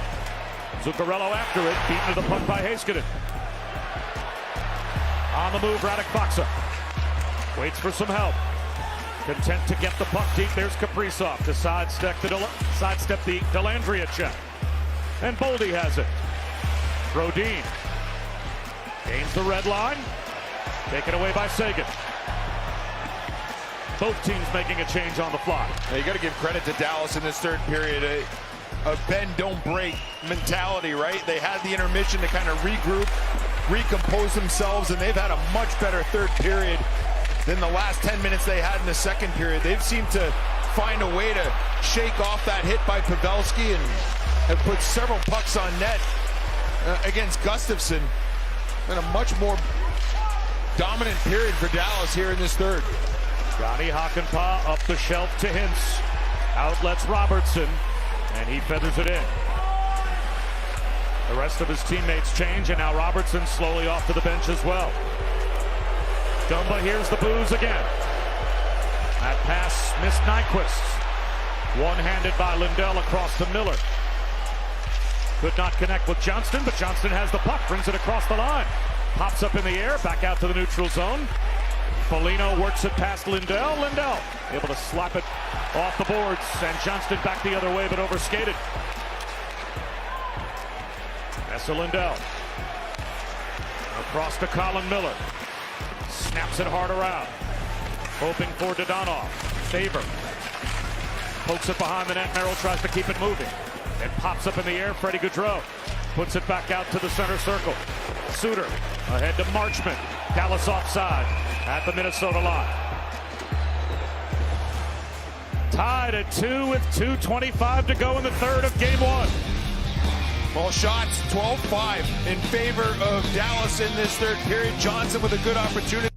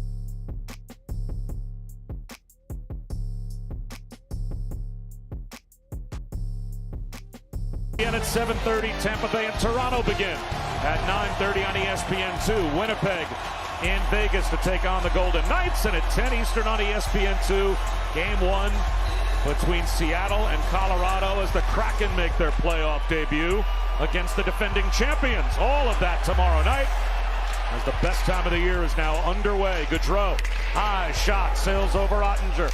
Bob Wischusen and Brian Boucher and Leah Hextall here in Dallas. And game one has been some kind of battle between the Stars and Wild with 2 minutes to go. A drive by Spurgeon, deflected off the stick of Lindell to the corner. Delandria softly ahead to Lindell, taken away by Johansson. Sets up Freddie Gaudreau, moves in on the backhand, puts it out in front. Boldy just missed. A good stick by Miller. Oh, that was a great defensive play there by Miller. That puck, I mean, it was primed for a real good scoring opportunity, but a real good defensive play there by Miller broke that play up. Spurgeon to Hartman. Across the line to Zuccarello. Off his stick to the far corner. Zuccarello gets there first. Heiskanen had it popped away. Supported by Rope Hintz back to the neutral zone. Dumba gets a return. A minute 15 to go in regulation time. Kirill the thrill through center. Across the line. Hartman, a rink-wide pass on net. Pops up in the air, and it's controlled by Heiskanen. Slow to get up was Kaprizov as he took a hit in front of the net. He is bent over, and he goes slowly to the Minnesota bench. Final minute of play in the third. Dumba carries. Zuccarello further into the corner. Zuccarello pivots. Plays it back up. Straight away, Middleton. A one-timer. Save made by Ottinger. He was there to keep it out of the net. Hartman had a great look.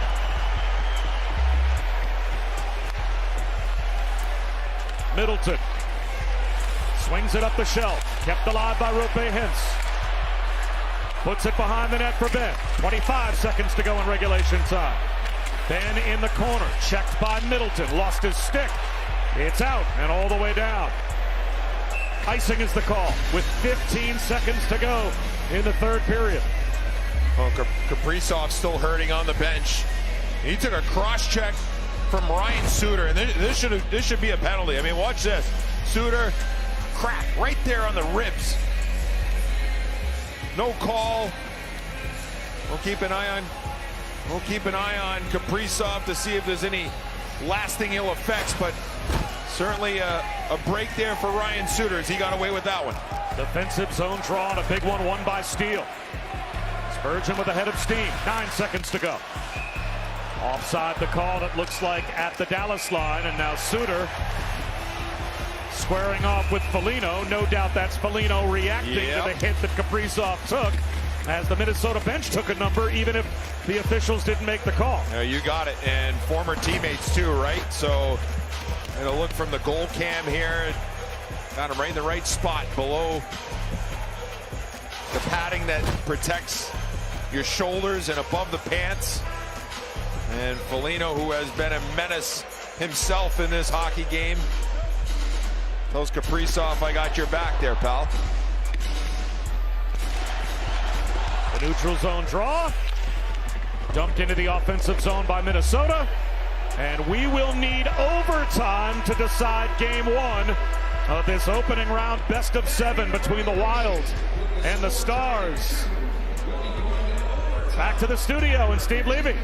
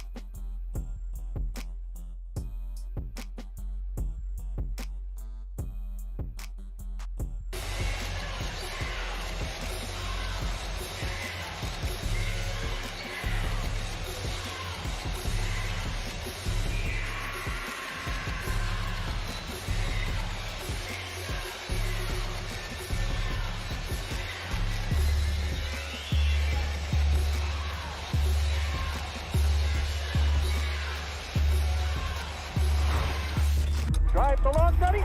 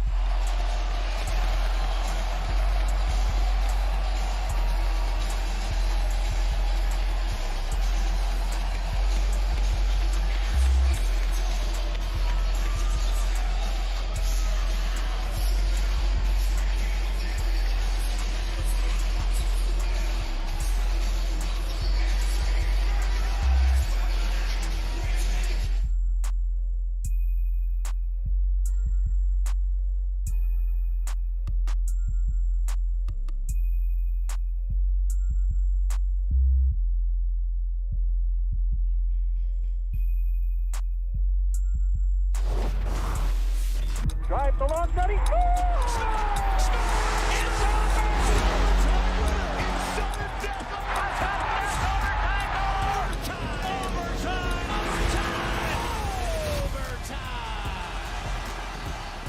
Set for the start of overtime of game one between the Wild and the Stars. Tied at 2. Bob Wischusen, Brian Boucher, Leah Hextall here in Dallas. And Bouch, physicality has been the theme tonight. Yeah, we said it was going to have to be for Minnesota, and it certainly was.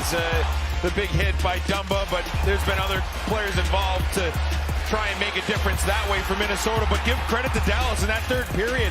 They kind of recomposed themselves, recognized that they needed to get more pucks to the net. They did that in the third period. They outshot the Minnesota Wild 12-7 in that period. They drew the only penalty that led to a power play, the penalty by Spurgeon off a rebound opportunity. So for Dallas, they lost an important player in Joe Pavelski in that second period after the hit by Matt Dumba. But in the third period, I thought Dallas controlled the play.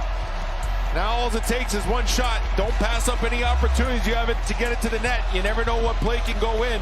I get the sense we're in for a long night, though, the way this game is settling in.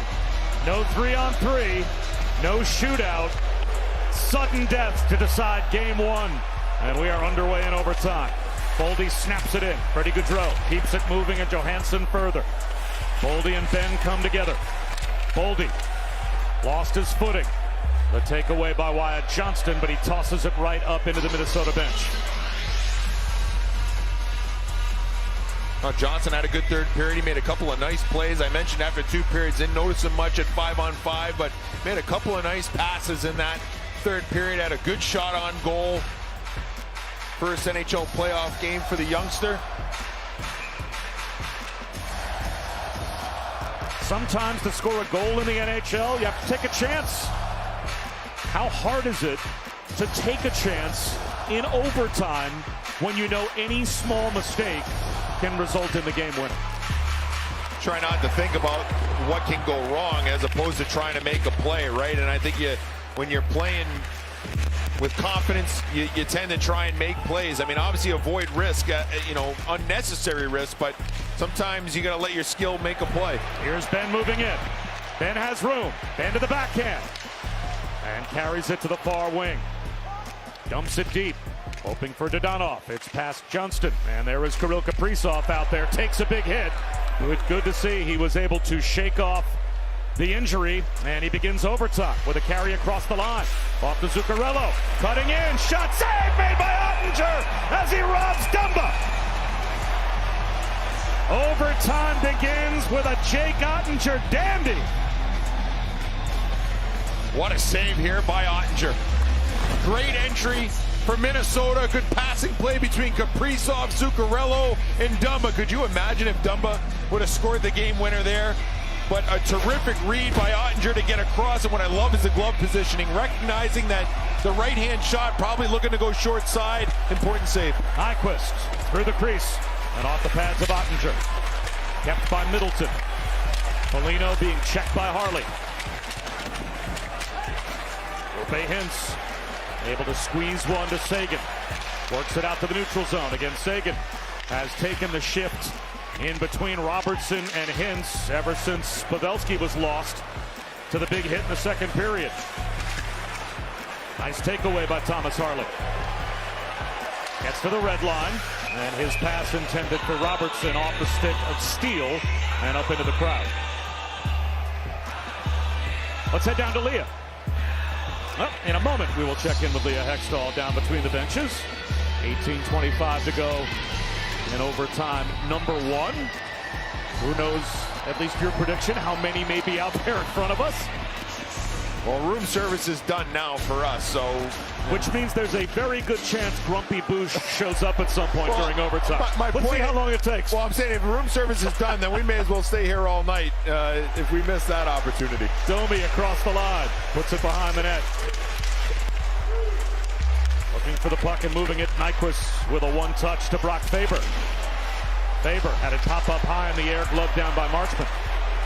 Delandria sweeps it around the boards. And no one home at the left point, so Harley back to the Dallas line. Hakanpää guided in by Marchman. Delandria pounding Faber. Merrill along the glass and out. Icing the call.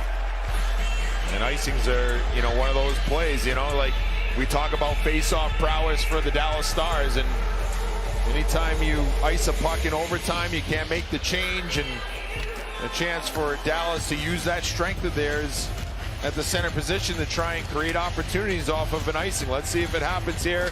Heiskanen at the point. Doxa squares off with Duer on the draw. Snapping one towards the net. Originally was Hintz, followed by Miller. And the second shot got through. Gustafsson made the stop. Hintz tries to dig it free, and does. But John Merrill able to play it up, not out. Stopped by Heiskanen to Glendening along the goal line. Threw one right through the slot. And off the stick of Hintz, up and out of play. Oh, important for the defense pairing of Merrill and Faber to get off the ice for Minnesota. Just about a 1:10 shift for them. Merrill had a failed clear there a few moments ago that allowed Dallas to create another opportunity. I think Faber's looked good, though. I mean, for a guy playing in his 3rd NHL game, he's not afraid to take contact and protect pucks. There's a real poise to his game, which is not an easy thing for a kid who was just playing in college hockey 2-3 weeks ago. Off the draw to Donoff. Straight away Miller fires it up over the crossbar. And that's chipped to the near wing. Gloved down by Johansson. Tape to tape, Freddie Gaudreau with some speed towards the net. Boldy! Save made by Ottinger on the follow with the glove! He flashes leather, and we play on. Oh man, are we starting to see the Jake Ottinger that we saw in that Game 7 against Calgary last year in the first round? 2 huge saves so far for Ottinger in this overtime, the latest on Marcus Johansson. Once this puck hits Ottinger's pads, he's out of position, but that glove just stretches out, and look at the reaction on the Minnesota bench, thinking perhaps they had it, but Ottinger says no. Hartman wins the draw. Dumba with a drive, blocked on the way in. Jamie Benn flips it out to the red line. Zuccarello gave it away to Benn. Carries it across the line. Benn right between the circles, shoves it towards the net, sticked away by Gustafsson. Suter with a keep. It's around the wall, and here comes Heiskanen, hammering down the boards. Got it behind the net. Roope Hintz digs it and takes it. Robertson flutters one wide. It caroms off the end boards, off the back of the net. And it's moved out by Minnesota. It looks like it may have touched a player on the Dallas bench. Wyatt Johnson on the Dallas bench, shaking off a block shot, and he tried to finish his shift with an offensive chance by Jamie Benn. He seems to be shaking it off, but obviously with no Pavelski, the Stars can ill afford to lose more bodies. You see he's kind of hobbling a little bit there on that Dallas bench. We'll keep an eye on 53. 3.5 minutes gone by in overtime. Hakanpää hard around to Foligno, and he makes no mistake. Hoists it off the wall and down into the Dallas end. There's Foligno on a follow. Steele snaps it back to Middleton. That shot blocked in front. Off of Hakanpää before it got through to Ottinger. Middleton gathers, gets a return from Spurgeon, gains the red line. Hakanpää controls for Dallas. Around behind the net, an intercept by Gus Nyquist into the trapezoid. Nyquist carries to the near corner, pitches it back to Middleton at the point. He'll shoot one that goes wide and around to Dellandrea. Dellandrea down the left wing, looked to dump it in and instead dumped it into his own bench.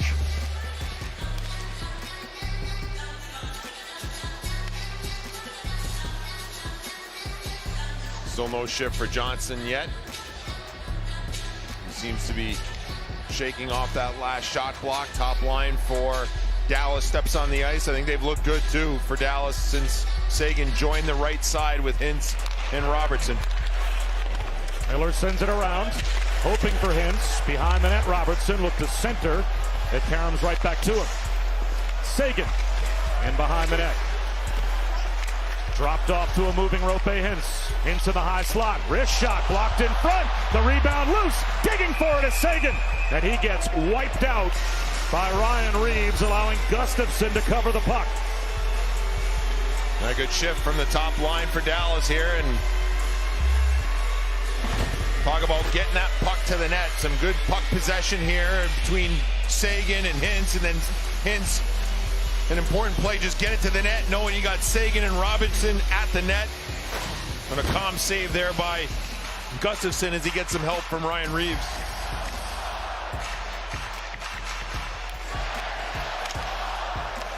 Rodin off the draw. Pitches it out center circle. Boldy on the move. Taken back by Miller. Handled off. Nice little pivot by Domi to spring Radek Faksa. Across the line. Faksa on the high slot. Drops one back. Harling carries to the goal line. Pivots in the corner. Here is Domi. And for those of you joining us on ESPN as well, we welcome you to Dallas. We're not the only game going to overtime tonight, apparently. Bob Wischusen, Ryan Boucher, Leah Hextall. Game one between Minnesota and Dallas. Deadlocked at 2. Driving to the net is Hartman. Checked by Heiskanen. And this has been some type of physical battle. Jamie Benn, it looked like he just took the puck off the bridge of the nose, but now carries it across the line, drops one. Wyatt Johnston's shot deflected up and out of play. Well, good to see Johnston back on the ice after shaking off that block shot. Last attempt by Johnson, blocked by John Merrill. You know, Wyatt Johnston, although never played in the National Hockey League playoffs, he had one heck of a playoff last year in the Ontario Hockey League. Took his team, the Windsor Spitfires, to the OHL final, eventually lost to the eventual champions Hamilton Bulldogs, but boy, he had one heck of a playoff where he racked up 41 points in 25 games, so he's no stranger to big moments come postseason, although at a different level. And came to the NHL and tied Matty Beniers for most goals by a rookie. Roope Hintz sends one around the boards. Heiskanen pitches into the corner. Seguin tried to keep it moving to Robertson, but it's clear. Icing again is the call. Already, we have seen Jake Ottinger save the game a couple of times in overtime for Dallas. Yeah, we certainly have. Early on, this passing play that allowed Dumba to get this great opportunity. Good glove save by Ottinger, and follows it up with an even better one on Marcus Johansson. So, 2 real quality chances for Minnesota in this overtime, negated by that man right there. Seguin and Steele on the draw. One back to Heiskanen. That shot caroms out in front. And it ends up in the far corner, controlled by Foligno. He'll dump it in. Of course, the last time we saw Jake Ottinger in the postseason boost, we were in Calgary watching him make 64 saves in a Game 7 loss to the Flames. That night, I think, impressed you slightly, the work of Jake Ottinger. As I said, it might be the best goaltending performance I've seen in 2 to 3 decades in the NHL in a playoffs game loss. I mean, he really was the only reason why Dallas had any hope in that game against Calgary, and the hope is he can provide those same heroics that he did last year this year. I mean, because if he just plays half as good, this Dallas Stars team is going to be able to keep teams under 3 goals on a nightly basis. Dumba gains the red line and dumps it in. That's a Lindell. to Hakanpää. Kept in by Dumba at the right point. Lines it in behind the net. A tie up there. Mason Marchment pitchforks at center circle, but missed Domi. Brock Faber on the back pedal. Ahead to Zuccarello. And he'll drop it back. Brodin gets a return. In front of the penalty box doors, guided ahead by Kaprizov. Icing is the call. Kaprizov too far to his side of the red line. Well, here, Foligno continuing what he's been doing all game long, and that's finishing hits. And it's important to finish hits on the Dallas defense. I mean, if you can find a way to finish them, get them to fall down like that, that gets Heiskanen out of the play. He can't join the rush.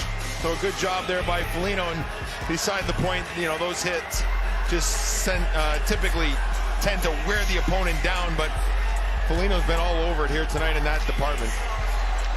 Off the draw, there is Heiskanen. To Suter, towards the net. Glove save made by Gustafsson. Oh, is there a high stick here? Seguin seemed to be shaken up there. I don't know if Faber's stick caught him up high. What's the battle in front between 7 White? Yeah, all right there. As Faber was going down, the stick clips him right in the face. That is a missed call. Watch right here as he tries to, I don't know if he's trying to lift the stick or if he's just falling down. Not sure why Faber's stick goes in an upward motion. Yeah, maybe he's trying to get the stick of Seguin, but there's no doubt that is a missed high stick right there by the officials. So a break for the Wild. And the face-off remains in Minnesota ice. Andy Benn has won 14 of 19 face-offs so far tonight. Squares off here with Freddie Gaudreau and wins another. Johnston puts it back to Suter towards the net. Ben slows it down. Heiskanen to the goal line. Picks it up, and Ben throws one towards the net. Deflects it on Gustafsson, who held the left post and made the save. And now a whistle and a stoppage. Now a penalty will be called. Minnesota Marconi, 46, Sauson. So it's the captain Spurgeon to the box again, as he took a late penalty at the end of the third period or towards the end of regulation time for a trip, this time a slash. Knocks the stick out of the hands of Evgeny Dodonov, and although they missed the high stick by Faber, that one is called, and a long 2 minutes for Spurgeon to sit here in overtime. And this is strength on strength in terms of special teams. Minnesota, the number 10 penalty kill in the NHL during the regular season. Dallas had the 5th best power play. They did score 2 power play goals on quick hitters in the second period. And off the draw, it's behind the net. Up the wall, and Heiskanen can't keep it in, so a clear by Brodin.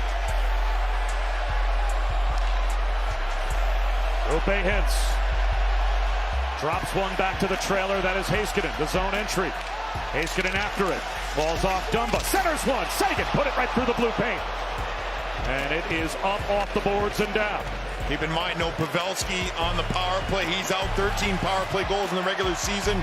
An important stick in front of the net. Very good at deflecting pucks. They don't have that option with Pavelski not on this power play, but for Dallas, as I mentioned before, a lot of different looks that they can have, particularly the down low play to the bumper. Let's keep an eye on that. Roope Hintz brings it in. Off to Ben. Hooked back to the point to Heiskanen. Long shot. Karams wide. And Dumba slaps it 200 feet.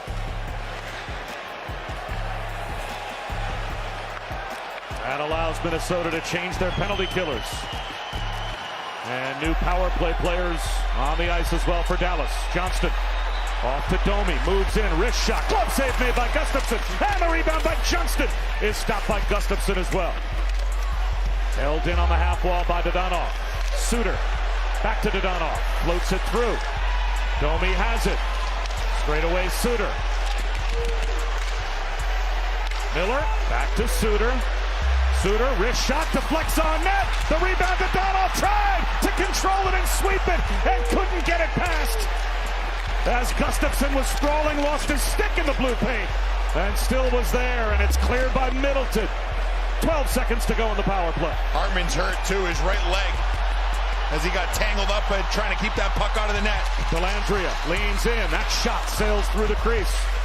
Marchman puts it behind the net. Dellandrea tries to tuck it past Gustafsson. Another try and a wraparound by Faksa. And that one is denied, and we're back at 5 aside. Johansson throws it in on Ottinger. He'll blocker it to the corner. Philip Gustafsson continues this goaltender duel with Jake Ottinger. They have both been terrific and have made big saves in overtime. A takeaway by Johansson. That shot blocked by Hakanpää. Played back to the point. Dumba dangles. Johansson supports. Keeps it onside. And now it just does squeeze back to the neutral zone. Steele with his skates trying to pin it up against the wall. Freed up, Radek Faksa.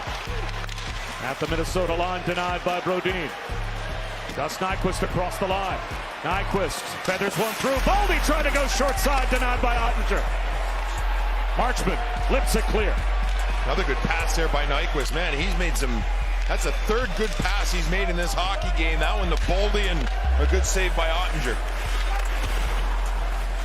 Hakanpää out to Sagan at the red line. Stopped by Middleton. And now an offside call. That will bring the puck out to the neutral zone with 9:09 to go in overtime.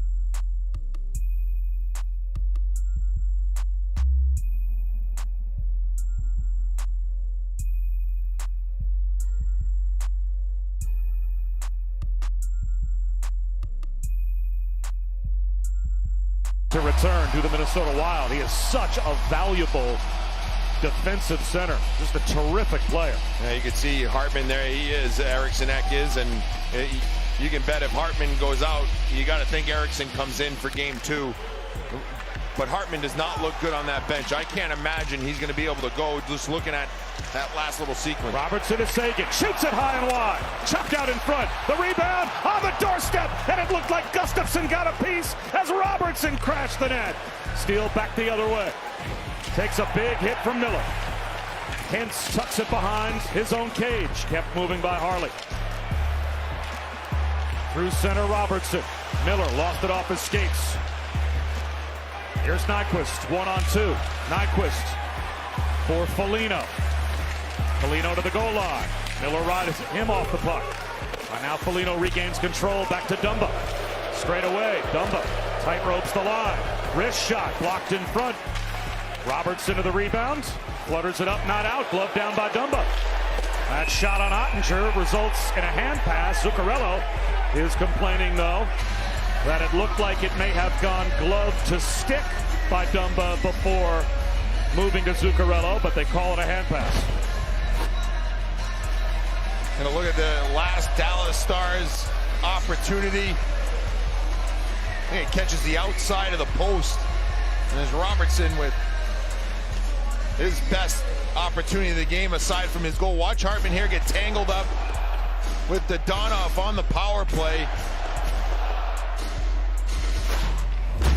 Wonder if that's the play that got his knee, but he also got tangled up after the play that Merrill knocked away from Dadonov, so hard to tell. A couple of situations where Hartman got banged up. We'll keep an eye on him. Kaprizov puts it behind the net. Heiskanen helped out by Suter, and Heiskanen and Kaprizov a 50-50 puck, and Heiskanen wins it. Johnston lost it, regains control, across the line. Ben, wrist shot, that may have grazed the post. Ben puts it behind the net. Dadonov is there, out in front. Johnston puts it on net, and it's saved by Gustafsson. Heiskanen has it. He tries to flip it short side. He does not get it to the net. Zuccarello. And there is Hartman to get the puck out of harm's way. Suter sends it right back in. His team has to tag up. Zuccarello diagonally in. Racing in Duhaime. Beaten to the puck by Suter. Domi, an outlet to Heiskanen. Hard around the wall. Mason Marchment is there. Looking to reverse it. Over skating behind the net was Domi. Chopped by Lindell to keep it onside, but now it's forced back out and sent right back in by Esa Lindell. 7 minutes to go in overtime.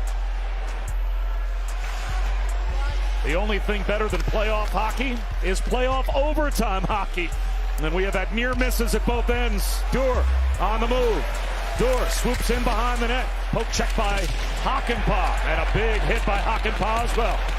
Glendening with some speed across. Glendening with a step. Pivots in the corner. Reeves digs in, as does Spurgeon, and Reeves frees the puck up to Middleton. Duhaime tosses in. And the fourth line for Minnesota heads to the bench for a change. Harley ahead and diagonally in for Dallas. Middleton moves the puck before Ben could get there. It's back out to the red line. Johnston off the shin guards of Boldy. A pivot by Thomas Harley. Trying to sneak behind the defense was Dadonov. He missed the puck, and now Freddie Gaudreau. Hounded by Johnston. Forced back. Middleton slaps it off the wall. Johansson waiting for it. Just across his own line. Tied up in neutral ice. Dug free by Heiskanen. Retreats to Robertson, and across. Suter sends it in. 5.5 minutes to go in our first overtime. As it's lifted out and Suter forced to retreat. A miss for Seguin, and that becomes icing. So an all-important face-off all the way back down to the right of Jake Ottinger. Well, let's see if Minnesota can take advantage of the offensive zone draw, but it's been a lot of Dallas in this overtime. Aside from the two real quality chances that Minnesota had on Ottinger early in this overtime session, I feel like Dallas has been the better team, and that's been the case now going back to the third period. So Dallas, you got to give credit where it's due. They're down a guy, yet they've found ways to kind of tilt the ice. Just haven't been able to solve Gustafsson. Rope Hintz in past Brodin. Pokes it behind the net, hoping for Seguin. Robertson wedges in, but he's walled off nicely by Foligno. A one puck, though, by Seguin. Robertson behind the net. Skating it along the dasher was Rope Hintz, and now Heiskanen joins the fray. Spurgeon, the first to it for Minnesota, takes a big hit from Seguin. Robertson sets up Hintz. Centering pass blocked by a sprawling Spurgeon. Terrific play by the captain. And back the other way.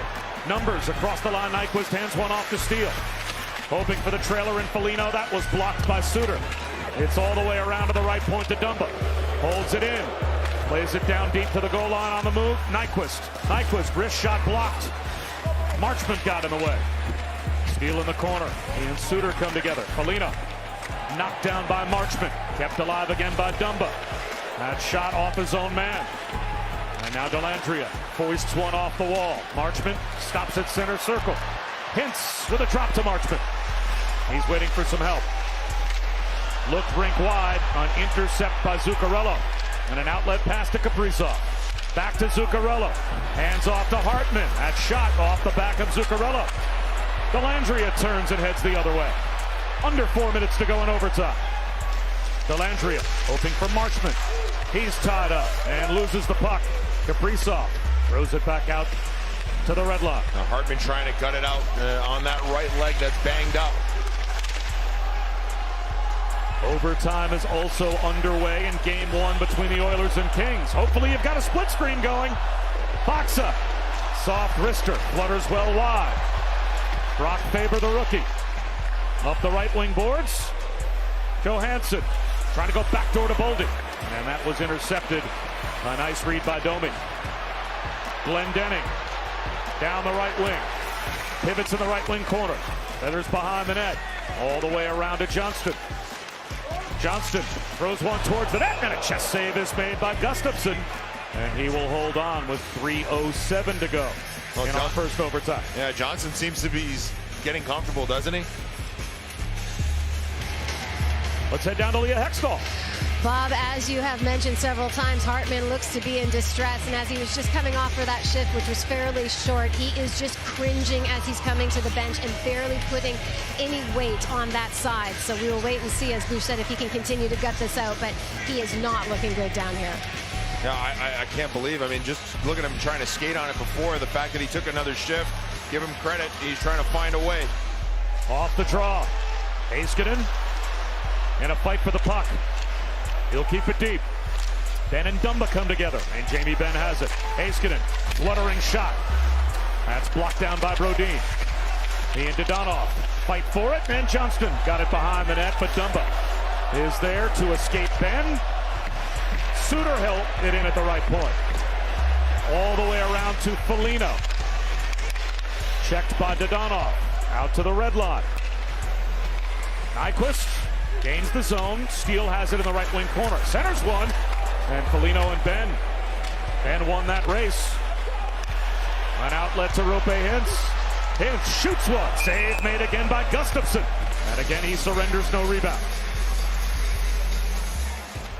And Gustafsson continues his strong play in this overtime, and mentioned his ability to stay calm in the net, and a reason why he gives his team a good opportunity. Good defensive play here by Jamie Benn to break up that play, and then from there Suter transitions to a fresh body in Roope Hintz, and Hintz not wasting any time getting that puck to the net, which leads to an offensive zone draw. The puck loose in the right wing corner, wrapped around the wall by Gaudreau. But keeping the pressure on the Stars. Middleton on the near side. Can't get it past Robertson. Now it squeezes out to the neutral zone. And Johansson carries across. Johansson in behind the net. A good hit by Miller. Harley and Gaudreau are together. Harley off to Robertson, who pitches it out. Brodin across to Spurgeon. Minute 45 to go in overtime number one. A takeaway by Domi at the Dallas line. Marchment lobs it in. He and Brodin come together in the corner, and Brodin moves it around. There is Duhaime for Minnesota. Back past Brodin. Hopped over his stick. Dellandrea forces it deep. Dellandrea first to the puck. Brodin checks him. Dellandrea controls. Minute 15 to go in overtime. Cycles deep for Domi. Wrapped up by Dumba. Duer can't get it out. Lindell a long shot. That's knocked down in front by Gustafsson. And Duer puts it off the window. And it's out to neutral ice. Right back across, but offside. The call, as it looked like Dellandrea hadn't gotten off the rink yet.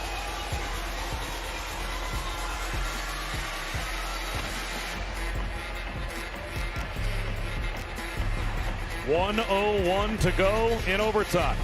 And this Minnesota team, they have not won a playoff series since the first round in 2015. And all time, as the Wild, they are 4-12 in game ones. So they would love to find a way to steal this one on the road and take home ice back. Next goal wins. 1 minute remaining in the overtime. Middleton can't get it out. Ben with a toe drag. Ben backhands one. Gustafsson hugs the post and makes the save. Ben in the far corner. Hit by Steele, but controls the puck. Frees it up. Dadonov shoots. Save. Gustafsson. The rebound loose. And swatted out to the blue line and out to the red line by Middleton. That forces Suter back. 38 seconds to go in overtime. Slowed up by Gustafsson. Played to Spurgeon. Now Nyquist. Tucks one right to Steele. Steele pivots. Kaprizov with a toe drag. Stalked by Faksa. Lost his edge. Suter behind the net. Heiskanen. 15 seconds to go as Heiskanen cruises through center. Across the line. Glendening with a stretch pass that deflects up into the netting and out of play with 8.2 to go in overtime, number one. Well, shots now 17-6 in favor of Dallas in this overtime period. Sharp angle chance for Ben. Gustafsson able to fight that one off, and Wyatt Johnston, he's been exceptional in the last two periods. This quality chances he gets by Steele. Another good save by Gustafsson, but Johnson, who I didn't notice in the first two periods, I think in the third period in overtime, he's been one of the better Dallas Stars players as far as creating opportunities. Again, it will be Ben and Gaudreau on the draw. The number one faceoff team, the Stars. Miller dangles. Miller taken down. Crowd hoping for a call. That would carry over to the next overtime. No whistle. And we will head to a second overtime. As sticks and gloves get up after overtime number one. Well, the crowd wanted a tripping call. I believe it was on Boldy. Didn't happen, and then at the end, Gaudreau and Ben get tangled up on the wall. Get a look at Boldy right there. Oh, yeah, he got the stick in the feet of Miller. He got away with one there. And you can see Dallas not happy about it. Tyler Seguin, who was high stuck earlier in the period, no call on that one. We'll play 5-on-5 when we get back to double.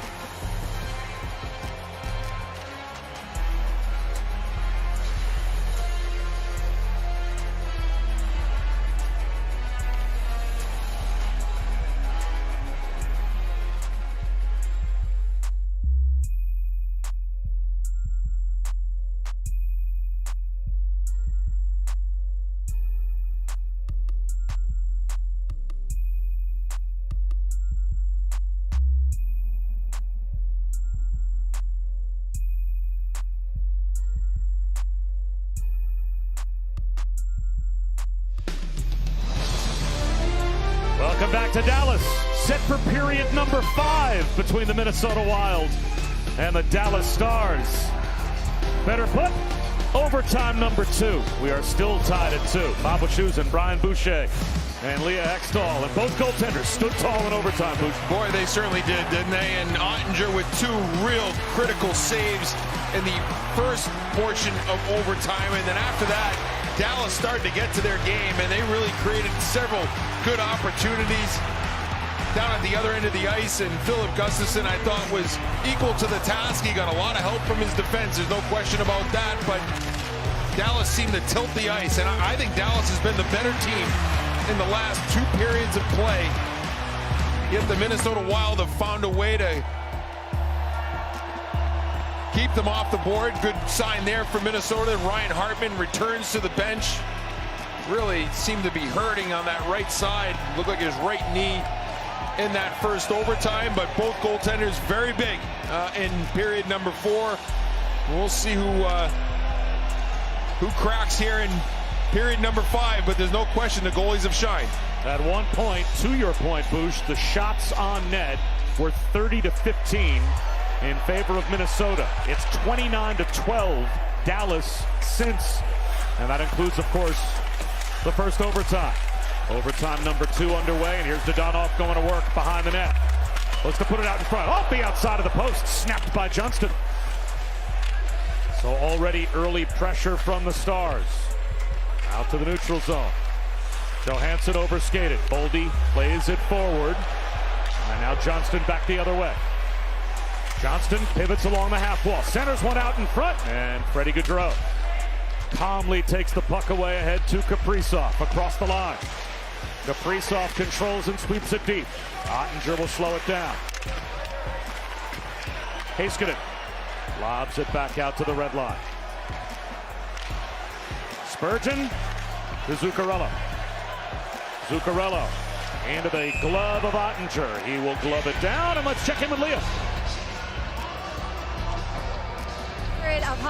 I'm talking right now because we are heading into the 5th period of overtime of this game, and I went and chatted with the Minnesota Wild. They did bring in a bit of food for the team and also a lot of liquid, because I don't know about you guys, I'm feeling a little hungry, so I can only imagine how these guys are feeling.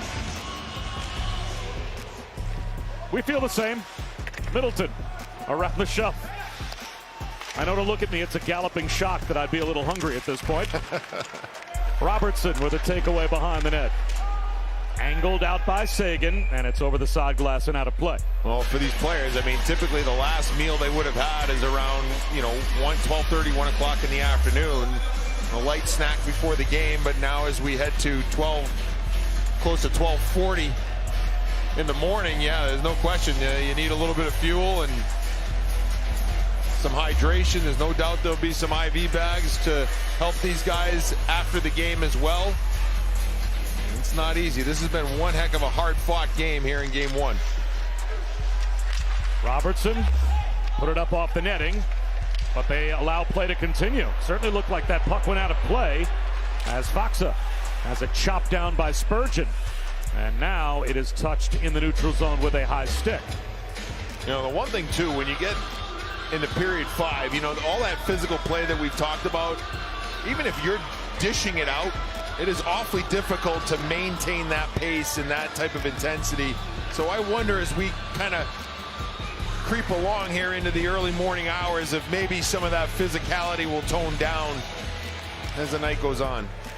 We'll see how much longer it goes on for as Hakanpää gains the zone. That shot floats through the slot. Marchment in the left wing corner. Steele lost it. Banked back to the point, but missing Lindell was Dellandrea. So Ottinger across the Hakanpää. Banks one intended for Marchment, gathered in by Steele. Plays it to Brock Faber. Faber with a bit of a struggle to handle. And Dellandrea grinds into the boards. Marchment a takeaway. Marchment behind the net, fights his way through contact and controls the puck. Stalked by Steele. Cycles to Domi. Domi drops it off. Hakanpää on the move. That shot caroms wide.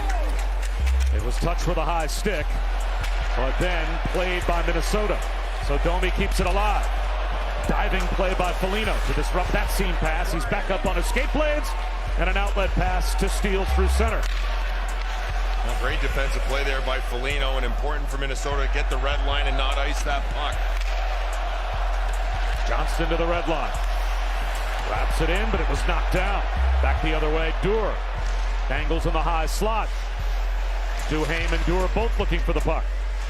Duhaime finds it, fires one towards the net. Ottinger makes the save, side of the net. Reeves causing havoc, and Ottinger had to pin it up against the outside of the net to get a stoppage. And not a lot of real clean stuff happening here in the first 2 minutes and change of overtime, and I'm sure that's attributed to a little bit of fatigue.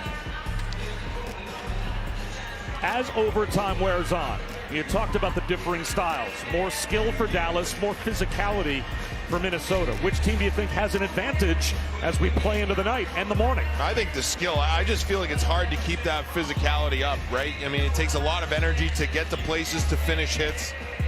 I think Dallas has withstood it, so far. And in the last 2 periods, they've been the better team because I just think Minnesota can't maintain that type of push.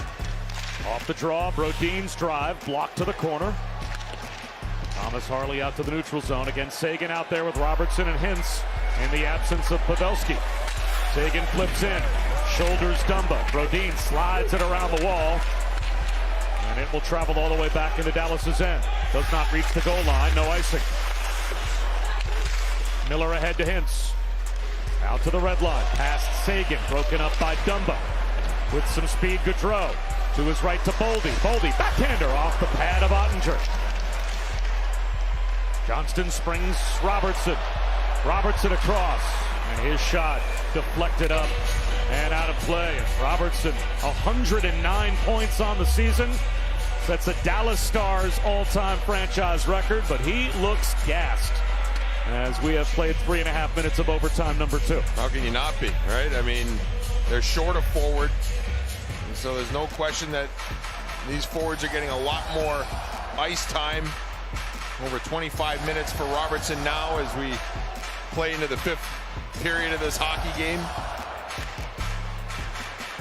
Ben and Steele on the draw to Gustafsson's right. This time Steele wins it. Moving in Heiskanen though. Middleton chops the puck up the shelf. Ben holds it in at the right point and filters it deep. Spurgeon in front of Dadonov to take it away. Again held in at the right point, this time by Heiskanen. Dadonov is there, slings it towards the blue paint, and it caroms to the half wall. Heiskanen point to Suter. Suter tried to play one through traffic. A little toe drag by Johnston. Poked away by Foligno. Johnston and Middleton battle for it. It's still loose. Middleton trying to dig it free.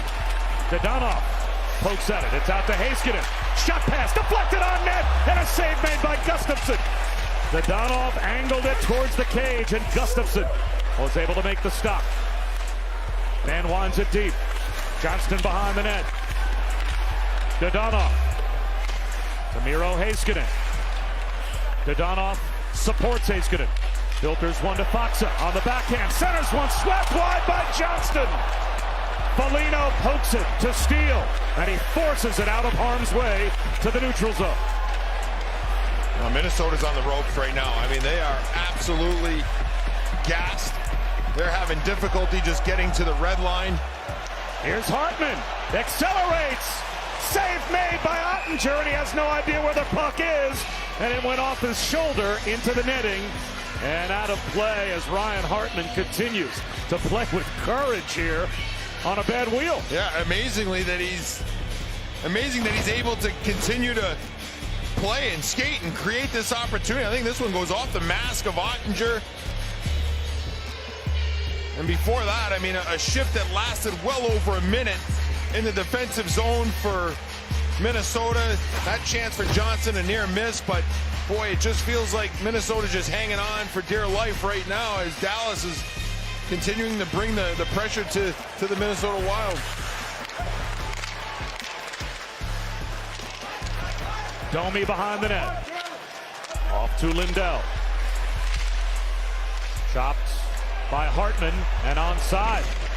Zuccarello takes a big hit. Kaprizov swept it to the right wing corner. Dellandrea freed it up. Marchment gains the red line and tosses in. Dumba behind the net. Winds it around the boards. Some room for Kaprizov. Look for a rink-wide outlet pass to Hartman. That was deflected. Marchment to Dellandrea behind the net. Double team.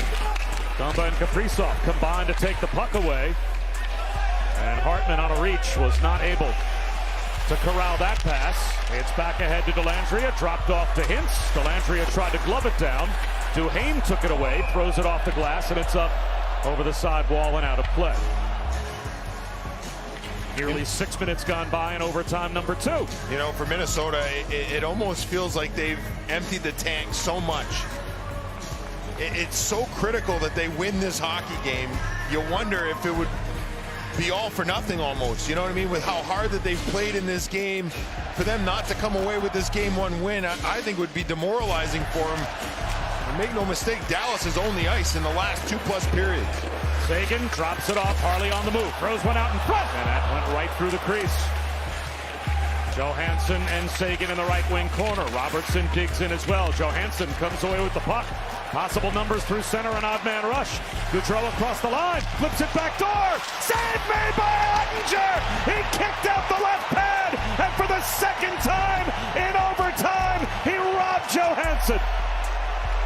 And when they do get a good chance, they got this Ottinger guy that's in the way. Dadonov to Ben. Fires one high and wide. Heiskanen at the right point. Skates to stick. Dadonov lost it. And Heiskanen forced to gather in the neutral zone. Duehr at the red line. And Dadonov come together. Faber instead to Merrill. Duhaime with a rink-wide pass hoping for Reeves. This will be icing though. Although Reeves protests. He thought he was right there with Heiskanen to keep that play alive. Well, Ottinger just continues to shine. Minnesota, as I mentioned, hard to get chances in the last little bit. But when they do get the quality chance, Ottinger has the answer. Marcus Johansson not able to elevate this puck, and real good legs there by Ottinger to get that out of harm's way. And you can see the Minnesota bench in disbelief at the save once again by Jake Ottinger. Dellandrea on the draw with Duehr. Won by Dellandrea. Suter plays it in deep. Marchment the first to it. Back up the board. Step towards the net. And it sails wide. Poked at by Suter. Reeves ices the puck. So once again, this group from Minnesota trapped on the ice as it will come back to their end.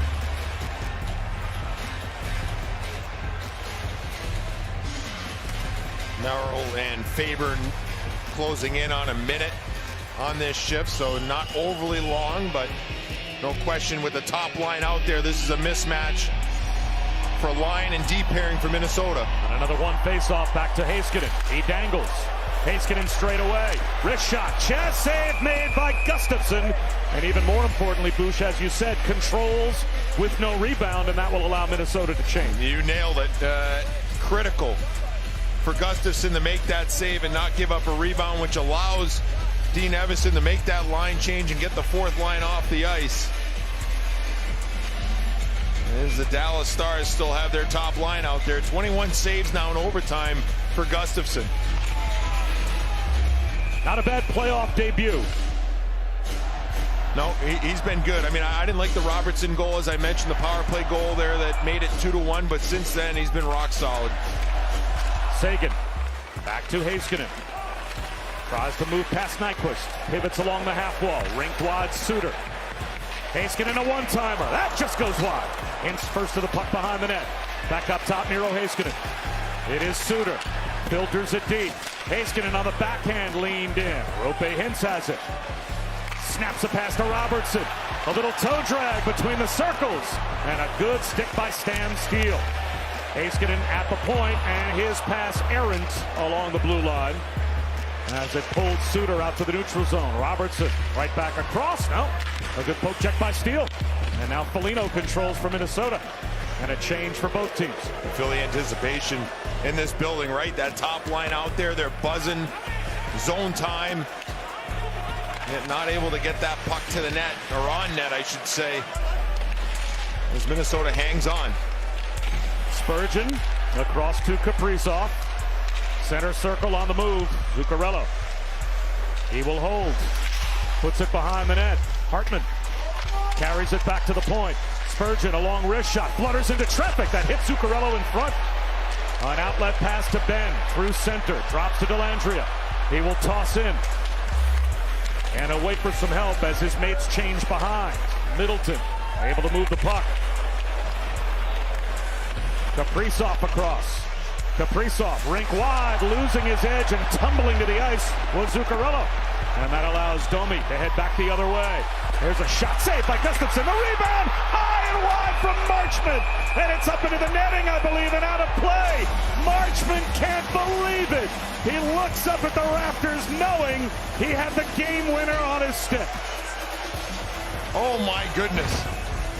I think Brock Faber may have saved the game. Oh yeah, what a defensive play by the youngster. The rebound by Gustafsson off the initial shot by Dellandrea. Marchment with the game on his stick and a diving effort by Brock Faber to keep this game alive for the Minnesota Wild. What a play by the youngster. The last time Brock Faber played an overtime hockey game, he lost in 10 seconds to Quinnipiac in the national championship game playing for Minnesota. Now he keeps this game going in double overtime. Miller, high slot. Ben tried to poke it towards the net. Merrill plays it. Ben draws a penalty. Ben was taken down. Why did they blow the whistle? Did Dallas not have control of the puck? Goudreau will go. Number 89, 2-minute minor, tripping. Oh, Minnesota spent a lot of time in their own zone. And there's no doubt when you do that, you're going to eventually take a penalty. I guess Minnesota does touch the puck there. But if there's any indicator about 5-on-5 play and the domination that Dallas has provided over the last 2.5 periods, you got to imagine that this power play is going to be filled with a lot of opportunities at the net.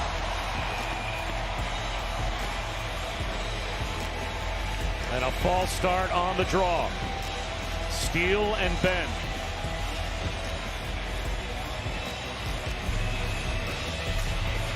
They pull it back to Heiskanen. Straight away. Ince walks in, shoots off the post! Back to Heiskanen at the right point. Robertson pivots. Tucks it back for Heiskanen. Walks it in, tries a shot that goes wide. Rope Hintz. Back to Heiskanen. Toes the line. Robertson to the goal line to Ben and behind. Flutters one back to Robertson. Robertson to the half wall, into the bumper. Sagan finds Hintz back door, sliding blocked by Spurgeon. Hintz able to control to Heiskanen. Robertson with room, shoots it high and wide. It's around the wall. Poked at by Heiskanen. Can't keep it onside. A good clear by Johansson. Heiskanen right back across his own entry. Sagan to Robertson.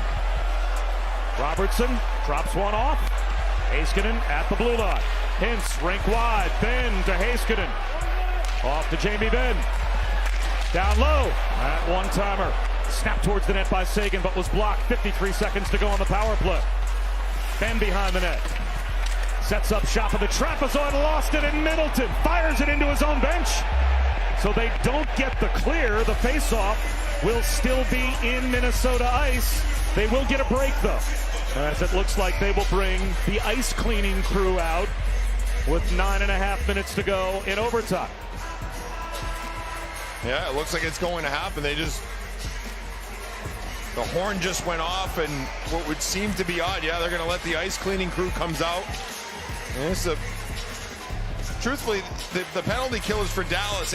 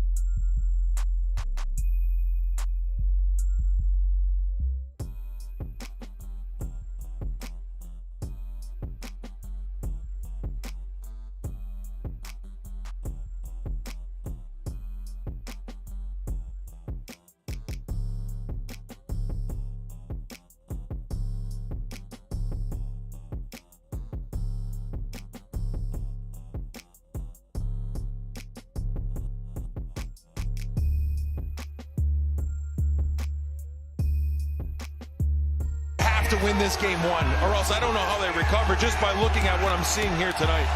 And Miro Heiskanen, after this puck is dropped, will officially move over 41 minutes of ice time. Incredible. 9.5 minutes to go in overtime number 2. And still 44 seconds on the power play, and the rest did provide Pete DeBoer the chance to put the number 1 group back out, as Philip Gustafsson gets the mask back set. He needed a few more seconds to catch his breath entirely, I guess. The draw controlled to Robertson. Heiskanen at the blue line. Robertson in the corner. Straight away Heiskanen. Wrist shot. High and wide. Moved behind the net by Spurgeon. And he will backhand it all the way out to the red line. And Foligno, shorthanded, brings it across. Pivots in the corner. Walled off by Heiskanen. Played forward, a one-touch. Hintz. Trundled one across the bend. Hintz has it back. Fanned on the shot. Plays it back to Heiskanen. Off to Hintz. Rink wide. Robertson with room. Shoots. Blocked in front. Heiskanen at the left point. Moving in again, Robertson tries again. Glove save made coolly by Philip Gustafsson. He made that look easy with 1 tick left on the power play. Well, you think back to the Robertson goal in the first, or in the second period, I should say. Gustafsson didn't do a good enough job of fighting through traffic on that one. This one he does. He's able to look to the left of Ben, and that's exactly where Robertson shot it. So even though Ben was net front, Gustafsson was able to make that save and catch it quite calmly. Freddie Gaudreau out of the box. We are back at 5 aside here in overtime. Another power play killed off for the second time in extra time by Minnesota. Domi puts it on net. And the rebound. Moved out by Dumba. Johansson through center. Across the Dallas line. Poked off his stick. Backed up by Dewar. Dewar pivots along the half wall. A drive off the right pad. Dumba put it on net, and it was kicked out by Ottinger. Johnston the other way. Dodonov on net. That may have caught a piece of the post. Suter, a poke check over skated. And now Miller forced all the way back into Dallas's end. That last Dallas shot off the shaft of the stick from Gustafsson. And Gustafsson will cover up the dump in. I thought I heard a ping, but that was obviously the goaltender's stick shaft. Yeah, watch. It knocks the stick right out of his hands. Whew. That shot was beating him by Dodonov. And sometimes you need a little luck on your side, and that shaft saved the hockey game. Boy, you think about that one, the Faber play. Sometimes it's good to be lucky, isn't it? Off the draw, again, won by Dallas. Miller, intercepted by Spurgeon. He will reverse. Hartman checks by the pinching Harley, and that's wrapped all the way around to Gus Nyquist. He wheels and deals center circle. Off to Steele. Harley pokes that pass to the corner. It ends up right out in front. Shot, score! It's over! And who does it but Hartman? Fought through injury all night, and he gets the game winner! What a road win in overtime for Minnesota in game 1.